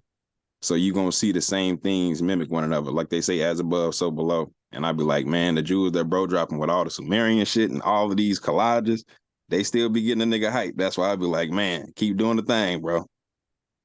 I appreciate that, bro. It's so much to teach people, man, that it gets fucking discouraging a lot of time. But it's crazy. Like I got this image up right here. When we talk about Christ being mounted up on top of Mount Calvary, this is what we looking at. Christ is the baby. The original Mount Calvary was literally Mary. That's what I'm saying. Mary is Meru, and that's Mount Calvary. Jesus on Mount Calvary is this image right here on the left. So that's why I was showing Jet Li on top of the pyramid and shit like that. But yeah. You know what I'm saying? Yeah, and the brother that you had on yesterday, was it Ani Asaru or something like that? Yeah, salutes to that brother. Yeah, he was going in too, especially with the, gematria and etymology too. And I'm just like, he had mentioned the Loki series. I'm like, they definitely doing a lot with that right now, that just dropped so many gems on the shit that you explaining right now when it comes to the different timelines, the different variants of yourself or different lifetimes that you live or whatever, and becoming all of it in one. That's why I'd be like, if people pay attention, like you said, I heard what you said the other day. You was like, back in the day, the ancients, you know what I'm saying, our ancestors had the Bible and shit. But the way they do it nowadays with these shows and movies, it's like, that's kind of our version of the shit, or that's where they're giving you the script. And it's up to you. It's up to you to have a discernment or not. Like one way I always explain it to people, like, it's kind of like the same thing as Medea with Tyler Perry or something like that. Like, motherfuckers don't believe Medea is a real person that really lived and, got this real story. But the purpose of the show or the movie is to represent what, has the struggles that people go through and all of that shit to make it relatable to people in order to get across a message. And the Bible was no different except for people took it literally. But that's how I be the niggas, but. And now we ain't got no damn power in it. Right. But these people got to use the same shit and it give them power. We use it and it take power. It's like you said, though, it's all about what energy you put on the canvas. Because like you said, a motherfucker can give you a drill beat or a trap beat, but you can put whatever type of information on it that you want to and still ride that motherfucker. Yeah, man, it's crazy. They talk about Jesus in between the two thieves. We can see the cube right there in between the two pillars too, by the way, y'all.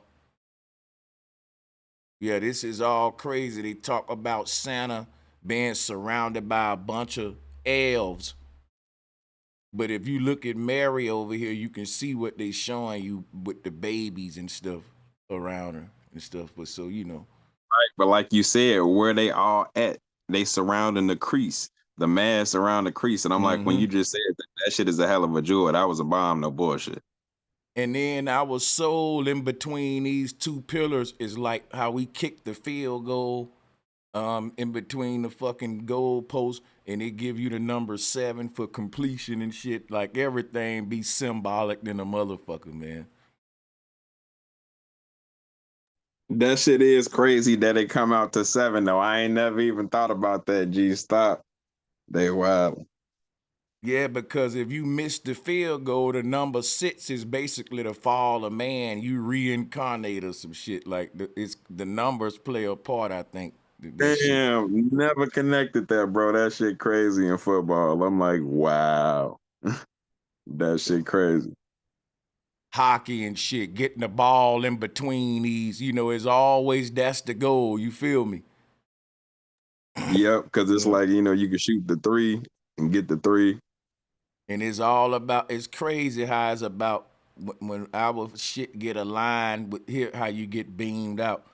But yeah, this shit has definitely been turned into like a lot of bullshit. Like they talk about the UFO ship being the mothership, but why do they call it the mothership? Because if you look at Mary, this arch around her, and then she's in between, surrounded by the shelves.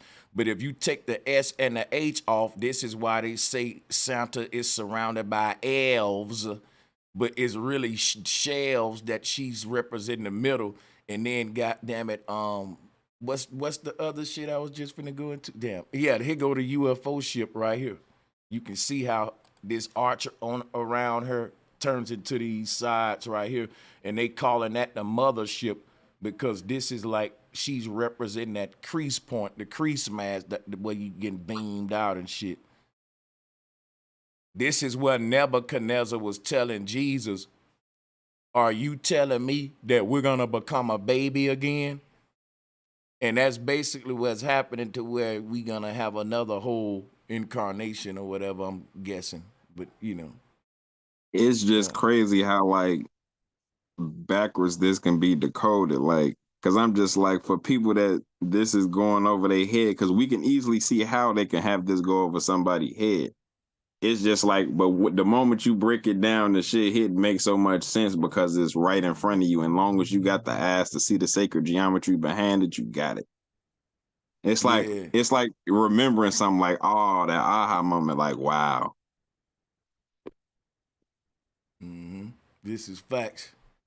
And this is like the gates of heaven and opening up, or when you open up them curtains, there's this black crack in the door leading you to another rebirth. It's like the slit between a woman's legs, if you can think of that, them lips coming out. This is what the throne is with all this. You see what I'm saying? You going, it's crazy, man.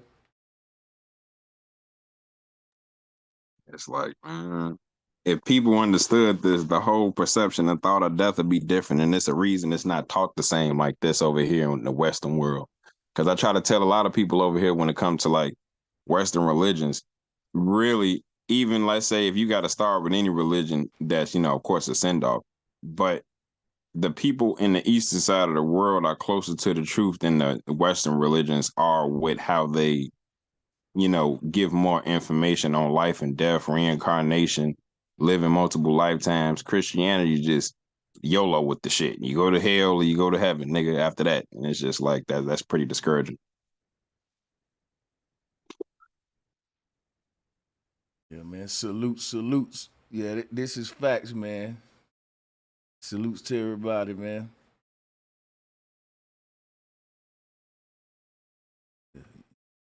Hey, I'm surprised ain't nobody come up with any kind of smoke because I saw a lot of that shit in the chat. But hey, fuck it. You bust his ass before he got up there, nigga. We was fucking rolling. I heard that shit. I was dying. Some of my buddy ass who got up there talking about speculation. Mm-hmm. Yeah. But yeah, folks just hey, like it's hating for real. They don't do that with TED Talks and anybody else, you know what I'm saying? Like, damn, bro. And It's even the like people that they call the experts be speculating, but they allowed to do it. Why? You know. it wasn't even about the word speculation because it could have been anything. It could have been you could have used thinking. It's just the fact that when you make a point or whatever, anybody that got to be right or don't want to admit the truth because they got too much pride, got to do something to say something to tear it down. Or too much envy, hate. They gotta say something that's some salt on that shit. Well, we don't know if that's true or not. Well, some little, like, come on, bro. Salutes, man. But I'm gonna say this though, y'all check out the Great Whore Mary versus Maru. Real talk. I'm not gonna cap with y'all. I put a lot of research into that, and I'm telling you, man. Think y'all gonna really dig that, man. So check me out with that for real. I got the link out there. Appreciate everybody who's supporting. Um, you know, in Star Wars, right? They got this creature called Sarlacc, right? And if you look at Sarlacc's mouth, right? Let's zoom in. You see the mouth of Sarlacc right there? Now the crazy thing about that, like Dante called that shit the Inferno. Watch this. And I'm finna go deep into this though. I'm show you why I'm pulling this up in a minute. So here go Dante Inferno. And then, so to me, this is a fucking quantum computer right here. We're gonna go into that in a minute too. Now, when you fucking look right here, it's almost like rising up from the depths of this dang mouth. These teeth are called the ethers. The ether, we call them the ethers. Ethers, right? But what they're there to do, that's like saying they're eating off your fucking false layer, your ego, your chakra layer. Well, let me pull this back up. This is what the eaters are doing. So look, just think of the sun and moon are going around you every day, right? And that'll be like these teeth right here spinning around you, shooting you, you know what I'm saying? You on a flat earth, this the ley lines on an AE map. Now think about this. Instead of you looking at these as teeth, look at them like water spigots. And they cleaning you off as they spin around you. Each day, sun and moon. And what that's doing is aging you. No one can escape death because death is really when you fully got cleansed, right? That's when they pull your ass up from the cycle, life cycle, which is like a wash cycle. You see what I'm saying? They lift you up from that layer. So what I'm saying is, if you look at the teeth of Sarlacc, the teeth really are what they was calling the ethers and shit. You can either make the word teeth with the word ether and all that. And the crazy thing about the word a wreath, the wreaths that we put on the door, is this same concept. These teeth are eating away the veil or whatever. That's what the whole life cycle is. Or you can, like I said, instead of looking at like teeth eating it away, You could look at them like water spigots, just clean skeeting it off, and then just to show you how they looked at this whole inferno like a damn wash machine, damn near. You know what I'm saying? So for the people that's the dirtiest, think about it. When you put objects in a wash machine, when you cut that thing on, the clothes organize themselves with the heaviest shit on the bottom, lightest shit on the top is what they try to do. That's density though, you know, heavy shit on the bottom, light shit on the top. So the suds will never sink to the bottom of the fucking wash machine. They'll maintain, you get the point. This kind of like what this whole infernal system is, like the heavy-hearted souls, heavy spirits sink to the bottom, and that's why the Egyptians taught be light on some Ma'at shit, and that allow you to ascend through the layers, and this is like based on density. You know what I'm saying? Based on density. But yeah.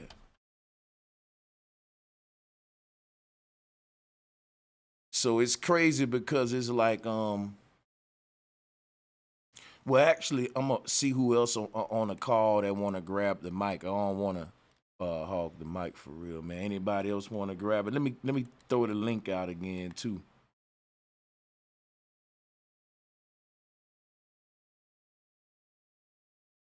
But Jesus was definitely, like I was telling homeboy, it was a ritual. Jesus was definitely a Mason, the son of the mom wet mother. That's dealing with Mary for real, or what the Masons call the Queen of Heaven. But to be born of the Queen of Heaven is on some ritualistic shit where you go through I'm saying that's their Hiram Abiff ritual, I'm thinking. So this just Christ was just him dying at 33, him riding the goat, all is Masonic, man. Even the star of Christ is the Masonic square and compass. Like we really got to think about that. But check this out, y'all. This is the earth monster, according to the Mayan earth monster. And that's what they turned into Sarlacc. This earth monster is also a form of this earth monster is Gab as well. And Jesus too. You can see the cross. Its mouth is literally a cross sign.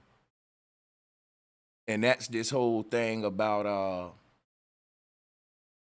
you know, the symbol of Christ being a cross, and then what's wrapped around that cross is a serpent. See, this predates Christianity. Let me show you. The concept of serpents and a cross predates Christianity. That's why I'm showing y'all like the Mayan version of this whole shit right here. This earth god.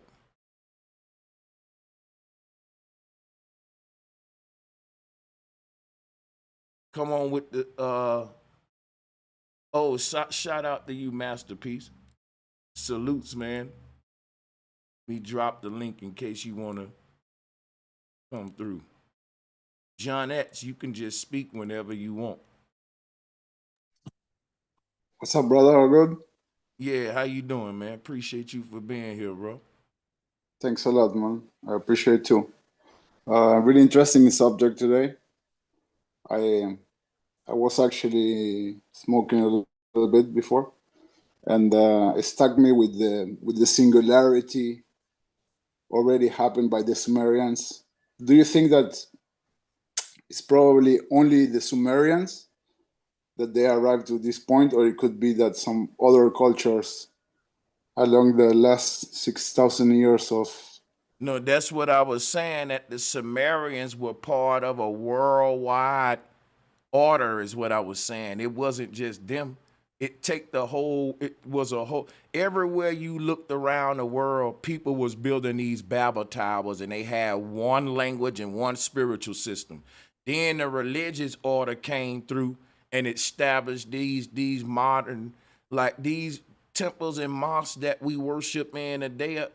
listen, there was another spiritual system in these buildings. We weren't talking about this stuff we talking about in these spaces. My thing is like when they teach you in the Bible that the whole world had one language and that God came and knocked the Tower of Babel down and separated their languages. That's what I'm Yeah, talking about. yeah. There was a time on earth where when they was building all of these step pyramids, these are the original Babel towers, the ziggurats. When people was doing that, guess what? They was teaching a unified truth that created this universal language on earth. That's what I'm saying. Like symbolism and really the technology that these people had back during this time before they tainted everything literally had them in a singularity, like where they were like the Borg or some shit. Now we had it back to there with technology though. But you ever been around somebody and y'all say the same thing out of nowhere? You read your girl mind or you shit like that. Like there are certain abilities in the mind. We have telekinetic abilities that people they ain't really the ancestors was exploiting all this stuff about the So, mind that so, had them so damn near superhuman. let me see if I get this straight. Also, so basically, then, because you were saying that we are arrived to like it's about to happen again.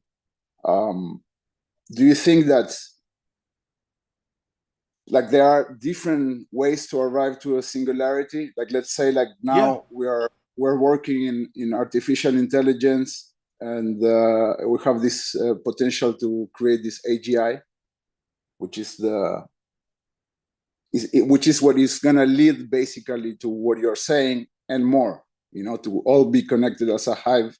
Like say we have like 10 trillion individual cells that together they become the organisms that we are, and we come to conscience, me as John X and you as Bro Sanchez. And this, in a sense, like I know like you guys are against the concept of evolution, but there could be some some sort of evolution, but which in fact actually it has all these jumps. It gets activated through whatever, either like atmospheric conditions, or maybe even an artificial way to activate this way. Like say like you were saying, like maybe before they reach a singularity through another tools that today we don't see, like a technology that is not lost, because like we can see it, that obviously there is some, we're in our history, like mainstream history they teach us in school, there is like something missing, like when you see like you said, like whenever you see like these temples or even cathedrals or mosques, they resemble a lot like electric circuits, and they have like certain shapes,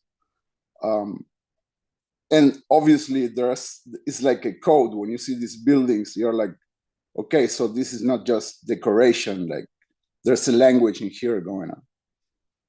Yeah, But I man. think I've been in a rant, sorry bro. Yeah, that was during this golden age though, because when they talk about they destroyed the Babel Tower, that's a symbolic story that's talking about them ending an age on earth where everybody shared the same spiritual system. Everybody shared the same language and all that. These languages we use, they just got created. They ain't old at all. Listen, don't you know that prior to just a few hundred years ago, not even a few thousand, well, no, I'm saying like a few thousand most definitely, but not no hundreds of thousands or no shit like that. And I can look it up. I'm actually going to research this. But cuneiform, right? Let me see if I can look this up and get the times on it. Cuneiform was the only form of writing on earth, y'all, for a long time. Like Yeah, it's the and first. It's the first like written record that we have, and it comes like kind of out of the blue. So like this is like the mindfuck question, because it literally comes out of the blue about the like something around like 5,800 years ago, and already it comes also not only with this how you say like a written language, but it comes with mathematics and politics and like a whole system, basically, you know, like. yeah.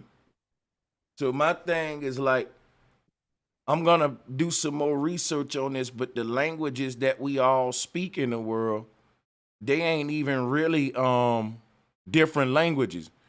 They are different dialects of one universal language that we used to all share that connected the whole world during this time I'm telling you right now. So dialect can get so distorted to where it becomes foreign, and when that happens, you just say it's a foreign language. Well, there is also there's the story, as Archaics says, is one of the things that it takes my most attention. It's very hard to me to do research and see if this is really truth or not. Well, basically, he says that after the Tower of Babel, until then there was only one language, and then after that happened, and which is what the Bible actually says, God created all this language to confuse people, and people start to create groups. By the way, I want to ask you something, Sanchez. Sanchez. The fact that if I say any word in my language, I can go anywhere in the world and that word can be translated that somebody else can understand it. So that's showing you that there are really no language barriers. I think that there was one universal language that became distorted by each of our dialects, some kind of social engineering way, a grand I really think that there was a big effort on earth, but they turned it into this Babel story where some God created the different languages. But I think this was a big social engineering project on earth to divide and conquer. And I'm gonna go into that, but yeah. I wanted to ask you something which is like related with what we are living today. I don't know if you're aware. There is a place in Jerusalem where is this a golden dome. It's a mosque that is called Al Aqsa. Have you heard about it? No, I haven't. Okay, so basically, check out this. This mosque Al is like the Aqsa? Nah, Al no. Aqsa. It's like the, you know where is the golden dome of Jerusalem? There's like a golden dome. Like if you. That's what I call it, the Golden Dome. Mm-hmm. That's what it's called, right? The Golden Yeah, Dome, right? it's called the dome, but it's actually Al Aqsa. It's a mosque. Yeah, man, I didn't know about that term for it. Yeah. So check this out. I want to know what you think about this. So basically, this is the third most important temple for Muslims because it's supposed to be where Muhammad ascended, right? But there's a little problem, which is that in the Bible of the Jews, in the Torah, or the Old Testament for us, or for whatever, wherever it wants to be, not actually me. But basically in the Torah says that they need to build the third temple. Like the Jews need to build a temple exactly with where this Al-Aqsa is right now. And this temple that they need to build right there, it is to receive the Messiah. So it's not joke.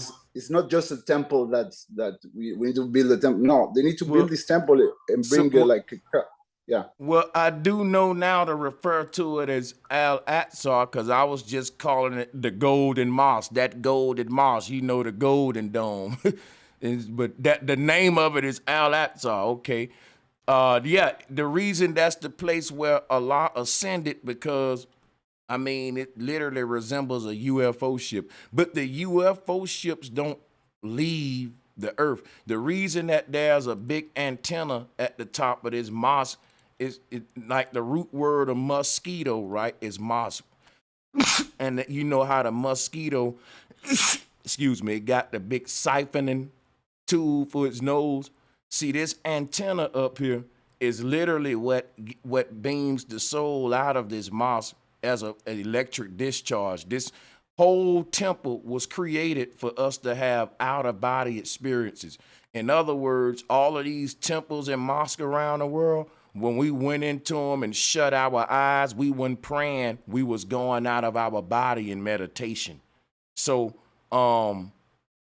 it's crazy because we're not using them for their purposes, and they got us talking about UFO ships to leave the earth, and we literally left the earth in these mosques. The word muska mean to fly. That's where you getting the word mosque from. So you look at this image and you can see, yeah, not only did Allah ascend from the mosque, but we all do, because it's symbolic of the firmament dome. And when you said It's actually Muhammad. Sorry, though. Yeah, Muhammad. So my thing is, Al-Azhar is El-Asar, and to the Egyptian, it sounds a lot like El-Asar, Al-Azhar. But yeah, you got it. Well, so like, as the thing with this conflict going on, I wanted to point out that although it sounds like something like, okay, yeah, so the Bible says they need to build this temple, like it's not a joke. Like in this same complex, like the Bible of the Jews says that they need to build the temple to receive the Messiah. Like, and they really believe in this, you know, like, what do you think about this? Just like that God told them to build a temple, and they really believe it. Not only the whole situation, actually, because like not only like also why this place, why the same place where Allah ascended is the place where they need to build the third temple. I mean, like this third temple might be the whole reason why Israel is there. You know, it's like basically it goes something like this: when you're like Orthodox Jew and like you believe in the Bible, and these countries, both Palestine and Israel, they have a religious government also, you know. So like it could be like, to me, it cuts my attention a lot, both that is where Allah ascended and is where the Messiah is gonna come back. They need to bring like 3 heifers with all red hair and like sacrifice them there. You can find videos in YouTube like about this subject, because like there's a lot of conflict in this place, and apparently the operation that the Palestinians did at the very beginning, allegedly, is called like Operation Flood Al-Aqsa. So, and some days before there was some activity. I don't know. I find it like silly, you know, silly, and at the same time worrying, because I know this type of people, man. Like their holy book says like they need to build their temple, which is to receive the Messiah, or to accelerate even the return or something like this. It's bananas, man. Okay. Yeah, I see where you're going. And yeah, so man, salutes to everybody. Who else we got on here though? Make shank nobody in the back. Wakening. Oh yeah, salutes to you, my brother. How you doing, man? Welcome to the bill, bro. Appreciate your support too, man. For sure. Oh yeah, much respect, bro. Just sitting here, just listening to y'all talk. You know what the brother just brought up with this dome, and he said the correct name. What did you say it again? Al-Aqsa? Yeah. It's Alexa, like Alexa. Yeah, it's like Alexa. But bro, you know this is also why Donald Trump even what did he do? He made Jerusalem the capital again. It's like they've been all foreshadowing this shit. You know, right now it's occupied by Palestine, you know, the mosques or the mass. But it's something with the mountain. It's something about that mount, you know, that they be fighting over. Yo, and sorry, I forgot to mention, sorry that I interrupt you. Basically, right now, only the Muslims, they can pray inside, right? So like visitors can come into the complex like Christians and Jews or wherever, but they cannot pray. They need to pray outside. So like this is a big deal. Just a parenthesis. It's like every 70 years they switch the ownership, like who owns Jerusalem. It's a continuous battle, you know. But now they're saying it's to welcome in their Messiah, you know. So it's crazy Oh, that Israel they literally just attacked Palestine, you know, or Hamas and Israel, same shit. You know, I want to show you that too, bro, because I was watching one of your clips yesterday from your new documentary, and you had it up there, you know, and where you had the definition of sin, you It know, and had that that shit, Hamas, yeah. it had the Hamas, which is just a sham, you know, Hamas is a sham, and even if you turn the Did you mass around, yeah, see go ahead. this? No, you gotta look at this. I'm gonna give you this because you brought up the Hamas, right? I want you to fuck with this, man. Look at this logo, the UFO ship and shit. You got Exactly, it though. bro. Nah, fuck with it though. You was saying something. Hell yeah, that's it's the O and the X as well too, the ox. I know y'all was just talking about how all religion, you know, we not religion but languages, that we all Man, switch from our original language, which was the octophyet. Now we on the hexadecimal. So a lot of this shit started here with the Phoenicians, them phony Phoenicians, Samaritans. You know, it's like hiding the real meaning behind the shit. And hence why they even call it hexadecimal system. You know, the ox. But you it was in your video, man, that you had the etymology for Sam. If you can pull that back up, it shows the same shit. Even with Hamas, like that shit is literally a Sam. You know, as one together is. yeah. Hey, you know what's crazy, man? The fact that I just peeped, they got this same temple on they shit. I don't know much. I might need to stop showing this shit because they over there killing the hell out of the Israelites, and this is like some biblical shit. You already know people gon' Israel and the Bible and all that. Uh-huh. Man, that shit is crazy because now they killing civilians though. Now they ain't just killing military people. Anybody getting it. It's crazy, man. It's crazy. I yo, ain't guys, really. remember That's also the whole. like now I just remember like there was a UFO also exactly in this location in Jerusalem like a couple of years ago. If you want, I can link. I can, I So can link this is what the. they all fighting for. Like when you saying they all want to be control this temple or something, the Temple Mount or whatever. Dome of the Rock. I'm saying that the the the Torah says that they need to build there the temple to receive. So it's not a something like from the side of the Muslims they just seen as like no fucking way. That's all, you know. Like, but for the Jewish, it's yeah, man. It's like one of the most important things. Like, if I would really have to think about it, like it could even be the reason why they want to be there, you know, because they need to build this temple. Well, see, Israel, that shit is like, it's like a story, you know what I'm saying? They whole Bible. So to solidify a landmark, kind of try to solidify their story, because that's originally been Palestine forever, you know? But in the book of the Bible, it's saying that Israel was there before Palestine. So Israel literally came around back in 1948 having a landmass. And eventually they just been migrating and taking over the land. So it's like their book. Every 70 years, it's like the temple gets rebuilt and then destroyed, you know, and it's just so crazy that a couple of years ago, Trump was on their coin. He named Jerusalem the capital of Israel, you know, just following the script. You know what I mean? And bro, I put a link in the back. If you can pull that up too. It has that picture you had up yesterday with the definition too. But Hamas and Israel, my nigga, is the same shit. Like Hamas is just like ISIS, just like Al Qaeda. You know, this is CIA funded. It's control opposition. You know, Mm-hmm. Yeah, and right on, man. it literally says it in the name. You know, I just wait till bro pull this picture up for me. I mean, the thing that is exactly, I actually been in Israel a couple of times though, so I have friends there as well, and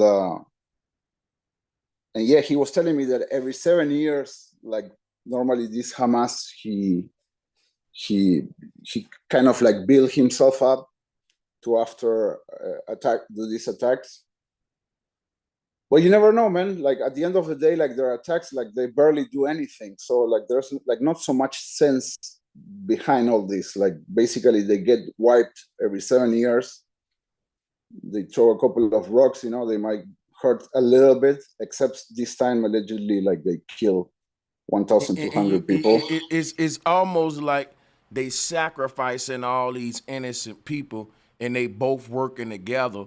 Because I saw videos how they was spraying up just regular people, innocent women and children, everybody. It's like your government did something to my government, and now everybody got the green light to just kill civilians. You ain't even, that's like, okay, you ain't even getting your enemy for real. You ain't even killing, you wasting all your bullets on grandma and motherfucking regular Joe Blow. How does that make sense? See what I'm saying? That's why I'm saying that shit Hell starting to yeah. look like it's just all a big fucking game. Like, yeah, And they they popped it off right on the clips too, bro. Like the Ring of Fire shit. They just be so scripted like a motherfucker, you know? But that shit blew my mind yesterday when I peeped the shit on your video. The semi, the just Sam, because you was breaking down some, you know, Sumeru, Mamaru and shit like that, the mirroring. And I seen this shit. I was like, get the fuck out of here. I was just looking up Sam, right? But that shit happened so much. That's a whole nother story. Man, I had to put this shit together, bro. this shit Like, if you crazy, see, man. yeah, And my nigga. You know, if you read the definitions and you get down here to where you highlighted the Sam, you know, together. And then Sama is literally just Hamas backwards, you know? So that's why I be telling you, like, backwards or anagrams, that's also a language too, you know what I'm saying? Because this right. whole hex we on, it's a mirror verse or mirror alphabet, you know? But even the word hetero is ether in that shit. You know what I'm saying? Like hetero is literally ether. The O, the pi.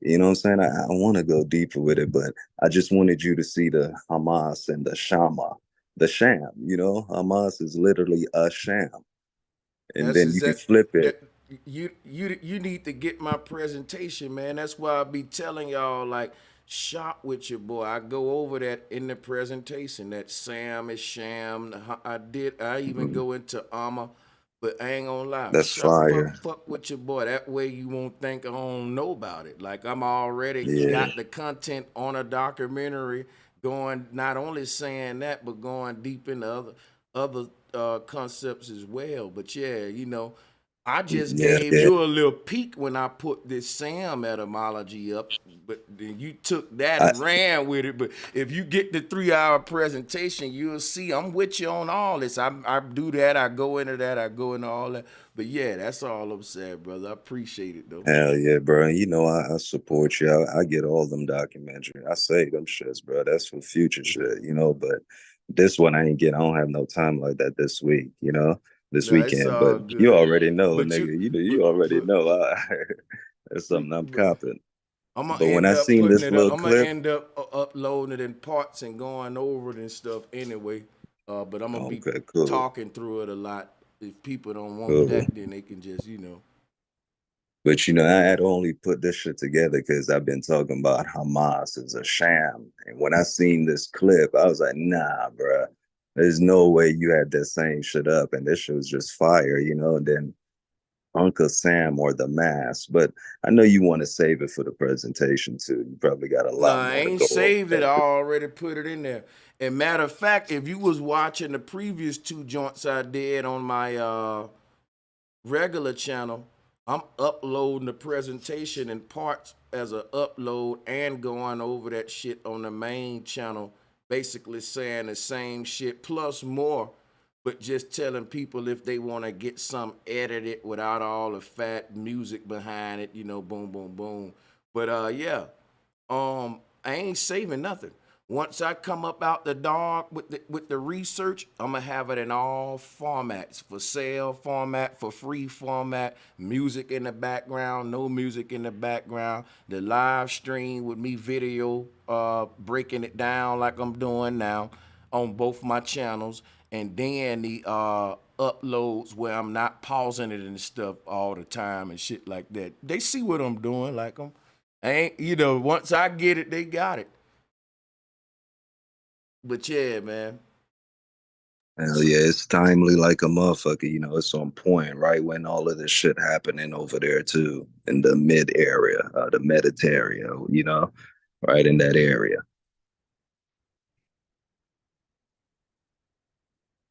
That shit, that was Sumer, wasn't it? It wasn't that over there too, Iraq, all of I that Yeah, shit, gotta look bro. right. more into this war situation before I speak on it. But what I did see, the graphic footage of Hamas, it's almost like Israel wanna be the ones getting beat up here, because it's gonna kind of bleed into people thinking biblical prophecy and shit. Like the world is a stage, and they will sacrifice the lives of innocent people to for this shit. Because think about it, you got Israel going to war with Hamas, but motherfucking Hamas is killing up all of Israel's citizens, and Israel is killing up all their citizens. Who's to say that it ain't the government versus the citizens now? Because y'all ain't even killing each other, man. I'm just chilling. I ain't got shit to do with what my government said, nigga. I'm just, so think of how this going to where if they want the green light to just start slaying up each other's citizens,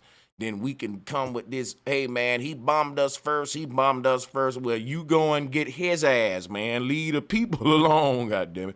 But this is just seemed like a bunch of bullshit to kill the civilians and shit. I ain't gonna Exactly, lie. bro. Yeah. I've It's been a saying this shit mass. for a minute, bro. It's like motherfuckers just need to be like, man, if your president or leader got an issue, you let these niggas get in a boxing ring and may the best man win. But everybody ain't got to die because that nigga mad. I don't agree with Yeah. these niggas' policies. Fuck my family It's got to get bombed for because this nigga ain't got the ball to stand up for what he believe in. Yeah. facts. It's a Hey, mass killing. Get it? A mass killing. Like w- it's also a mass. You know, fighting for the mass, the mass. That's it. That shit crazy. But Hamas ain't a real person or a real place. You know what I'm saying? It's an organization created right. by And there's a some shit that tastes good on pita bread. What up, Jewel? Jewel Bro, and Willie North Pole, Big Dog Philly, what's good?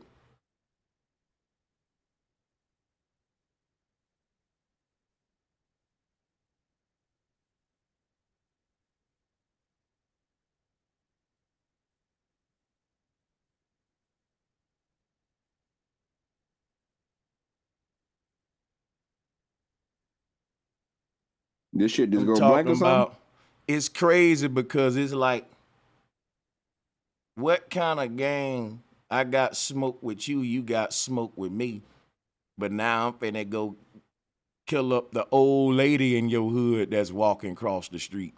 And goddamn it, I'm finna goddamn shoot Yeah, the and ice cream man, everybody the but the worst ops. Yeah. the worst is like also like as we all understand in here, it's a very difficult situation because it involves civilians from both sides. Oh. Okay, but basically, the worst is like there's always this trend that they need you to choose side, you know. So like basically, the Israelis, they say, yeah, we need to, like, they're planning to go down through land and eliminate everything, you know. At the same time, I don't think it's gonna be as easy as they think. Maybe I'm not an expert, to be honest, but basically, like, the media right now, like in the world outside the United States, and maybe it has some repercussions as well. But the world is like everybody's posting, I stand with either with Israel or I stand with Palestine. Like you gotta fucking choose one, you know? Like, are we all fucking crazy, man? Like what are we talking about? Hey, right. It's like I don't even know these niggas. G, stop. These niggas don't even. I'm not picking no side. That just like when gangs is having problems in different states in America, in different cities. If it's Bloods and Crips in California is having problems, niggas out here dealing with GDs, BDs, Vice Lords. We ain't got time to be worried about what they got going on. Yeah. But and think about it though, like it's like a 50 to 1, 50 to Hamas is like 50 motherfuckers, bro. And we're talking about the #1 cyber state in the whole world, the shit that runs everybody's Shit, I ain't cyber gonna lie. optics. Look, for what I read about Hamas, it said that they the biggest and most well-equipped force down there at that border where they Yeah, fighting at because and they're shit. being funded by the same people. They've been funded by Israel, you know. So I'm not just saying this. This is something I've known in research. You know what I mean, my nigga? They're Yeah, saying that they're even hiding. They're hiding in people's houses and shit like that. So that's why we have to blow up the civilian. None of it makes sense. It's just all but to me a ritual the situation, bullshit. to understand the gravity of the situation, is like it is most likely, like you say, that this is of course an inside job. But for Israelis or for like mainstream media, they want to like Iran is the one that is like actually giving money to this Hamas. So like they want to involve like it's a way to indirectly like involve with this country, with Iran. Like now my question is very simple. Normally, when they do these attacks, Palestine has like throw like for instance like 1,000 rockets, right? And Israel has something that allegedly is called the Iron Dome, by the way, which is not a dome, but it's a system of like missiles that they intercept the missiles coming. Of course, when you see the videos, you can see only the missiles coming and then just exploding. You don't see any missile intercepting anything, you know? So could be easily made up, and it's supposed to cost like $60,000 a missile. But to make the long story short, like basically, like they throw 2,000 missiles, and this dome intercepts 1,998. You know, so like what I'm thinking is like how inefficient are the attacks from Palestine? Like they never get to nowhere, except this time, which they allegedly kill 1,200 people. That's why it's like a big deal, because they never, they call it the 9/11 of Israel, basically, you know. This time, out of the blue, you know, like their wall, it just like goes off, you know, like normally a cockroach passing, like they can see, obviously has lasers, has like the latest technology, and like suddenly out of the blue, this thing doesn't work now. And even like that, like let's say that they kill 1,200 people, now Israel has the motive to like actually like really wipe it. Like they order to everyone to evacuate, to all the women and children to evacuate, like they order to evacuate like 2 million people. And now they're keeping it without water and without electricity and without food since like, I don't know, already like 5 days or something. So imagine the madness of all this, man. And at the same time, of course, this involves that it might be behind, like if they really go in from land, we don't know what's going to happen. We don't know if Russia is going to want to defend them, or like, you know, Iran, like it is not a joke, man. Like nothing compares with the war with Ukraine and Russia.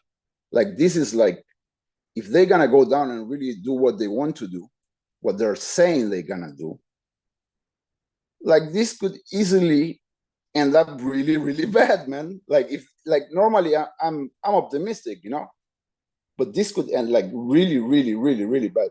And I pass the mic though. Hey, Grand Rising, brother Sanchez, everybody on the panel, and everybody in the chat. Flat motherfucking power to the Flat Power family. You know, Salutes to the OG. Flat power. Sanchez, what up? it's like how they offer us the lesser of two evils for the presidency, right? These are corporations that's battling. We know the United States put Israel on the map, and we know who put Hamas on the map. Shout out with Awakening Mind just tapped in on about. So basically, these are two corporations, or the lesser of two evils, and all of them hate our people. But they're flooding our funds over to these fake wars. You know what I mean? And it's just mind blowing. I look at them, both of them, as the lesser of two evils, because the Arabs have been enslaving people forever, and they're still practicing it. And the same thing with the men in black. But that's all I wanted to say. Much respect, flat motherfucking power to the Flat Power family. Y'all got it. I pass the mic. Yo, for the Jews, we are the goy people. We are the same as animals, and for the Muslims, we are the infidels. But that's like retaining them titles from them scripts again, and a lot of people are wondering why all this shit is happening. They still following their script, it's just bullshit. While innocent people are dying and these corporations are fighting each other. Big shout outs to OG too, man. I'm in and out. I just want to say flat power, Sanchez, OG, Waking the Minds, everybody that's on the panel. Much love to y'all, for real. Sanchez, I appreciate y'all for letting me on. Much respect to everybody. For sure, man. I want to say something to you, Sanchez, a little bit later, but I don't want to throw it off topic. It ain't really no topic. You can do. You can. Okay, remember you were just real quick, bro, and I was trying to chime in, but y'all was busy as hell that day. Remember you was talking about hip hop, and you said that just real quick. You said that when KRS and them was around, it was good vibes. And remember you were talking about that type of stuff, and then all of a sudden that other shit came. Remember you said that? It was better vibes, I'll say. But I still believe that hip hop was some still controlled shit from the get go. But yeah. But this is what I'm saying. I agree with you on that. That's true.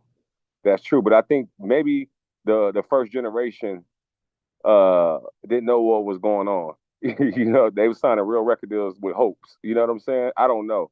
Or maybe they went in with know what was going on. Either way, I remember I did a talent show when I was 8 years old, right? And it was something called Self-Destruction. Do you remember that? Headed for Self-Destruction? Remember that? Okay. Yeah.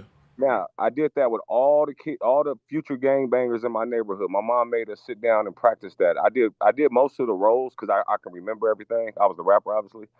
But at that time, the whole neighborhood was on some positive shit, kind of, right? I mean, it was bad, but it wasn't like that, right?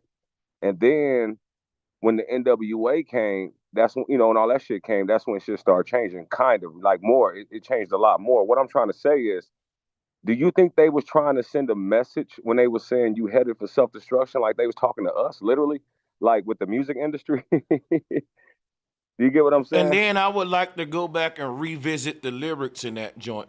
It was all, I know the lyrics by heart, Sanchez. Yeah. They was talking about gang banging, how you headed to self-destruction if you gang. Everything was positive. I literally, I memorized Miss Melody part. I had to do the girl parts, Kumo D part. I like that song too, man. Yeah, it was. Go listen to it, man. It was positive. Yeah, that's a positive song. It was always it was Sanchez, always the option for positive music and hip hop. You didn't have to be on the bullshit though. And even though they never pushed that though. And then you had the West Coast version. That's came We're All in the Same Gang. And I remember that made me want to gang bang more. Do you get what I'm saying? Yeah. I saw where it was going, bro. If you really think about it, you had an East Coast, and then you had a West Coast, but it was getting darker. And Eazy-E had the best part on there. You know what I'm saying? It was just kind of set up for Eazy-E. Like, I don't know. Hey, OG, you got the mic whenever you want. Salutes. Crush groove. Yeah, I wanted to ask you a quick question, brother, because you go deep with everything. I touched in a stream early on my channel about string puppets and hand puppets. If you get a minute, could you tap in on the origin of them, or do what you do with that if you feel like it? Yeah. And how these actors and politicians are in the roles of those string and string puppets and hand puppets. That's all, brother. I like that. A shout out to the fact that, Willie, you pointing out the fact that was always hip hop did have, like I said, just because the industry might have an evil agenda, we can't say everybody in the industry is evil. You did have some lights that were shining in the darkness that the people didn't give a fuck about, though. You know what I'm saying? Hey, you know what's funny? What's funny is when I did my part, when I put out my album, right? I did this big old photo shoot, right, Sanchez? Mm-hmm. And then out of all the pictures that they could have picked, I was doing real photo shoots, bro. Like in different areas and all kind of shit they had to pay for. The only picture they picked was the one eye picture, bro. That's crazy. You know what I'm saying? And I was Damn. even shocked because I was talking shit. I was like, yo, this is the same one Ice Cube used. At that time, I wasn't aware of all this shit. But I just know that I was biting somebody's shit already. You get what I'm saying? And it's like, nah, this is the Yeah. best one. This the best one. And yeah, they was definitely trying to head us towards. And then Luda, he used to wear, a lot of pyramid shirts, and I used to wonder about that. This is when I didn't know shit though. You know Yeah. what I'm saying? But it was getting crazy, bro. Yep, man. Listen, I'm gonna say this to you, OG. You made me think. I've thought about it. So the string puppet, right? He's being controlled from a distance, and he can always cut them strings away when he feel like it. Then that same hand might smush him, but who knows? But the hand puppet, right? Yeah, I The figured hand, you'll go deep, brother. My right? bad. Keep going. Right. The hand Oh puppet, right? no. The hand puppet being controlled, but somebody straight up got their hand up his ass. Like I'm talking about got him. He's no ain't no getting out of that even if he wanted to. Like we say, they got him by the Hey, balls. so you That saying, he can't get away from that. Whether he's a slave or they might got some dirt on him or something. You know, but yeah, hey, you said he ain't a string puppet. He got a hand up his ass. That's yeah, crazy. yeah, Hey, but yeah. you You got know. hey, you the puppet where the hand is inside of you and moving you. Never mind the strings. But look at this though. Look at this. Um, what's the real puppet?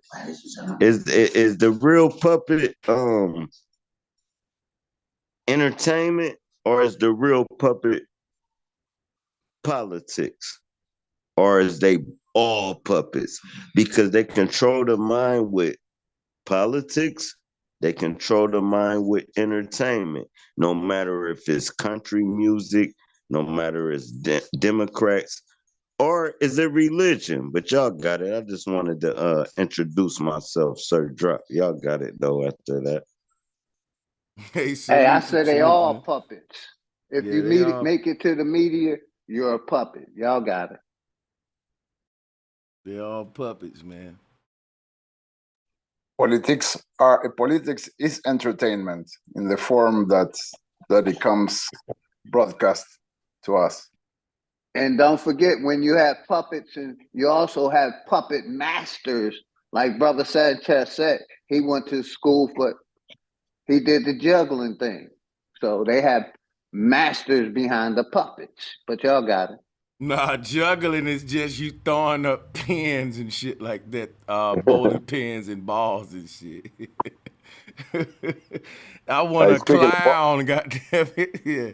hey, Sanchez. Hey, Sanchez. My bad, Sanchez. Sanchez. Speaking of balls, would you say that every sport is has a spiritual aspect to it? I know you kind of covered basketball a little bit. Yeah, man. I really believe that shit. I ain't gonna cap though. I think Right. the all that shit is set up like the universe with the opening on each end being the goal and the ball going through the shit is the soul making it to the fucking objective. I can go into that shit deeper, but yeah, I do think that there's like a spiritual underlying the goal of like the Hey, like hey, with the think about soul and this. shit. Yeah. Think about this. You got a like the tribal people back in the day. If they had an ops, they chop somebody's head off. Don't you think that'd be to the point to where they're probably so common and where they'll probably play with the head and it became a game after a while? Yeah. But I know when I showed that picture Kicking earlier, the head.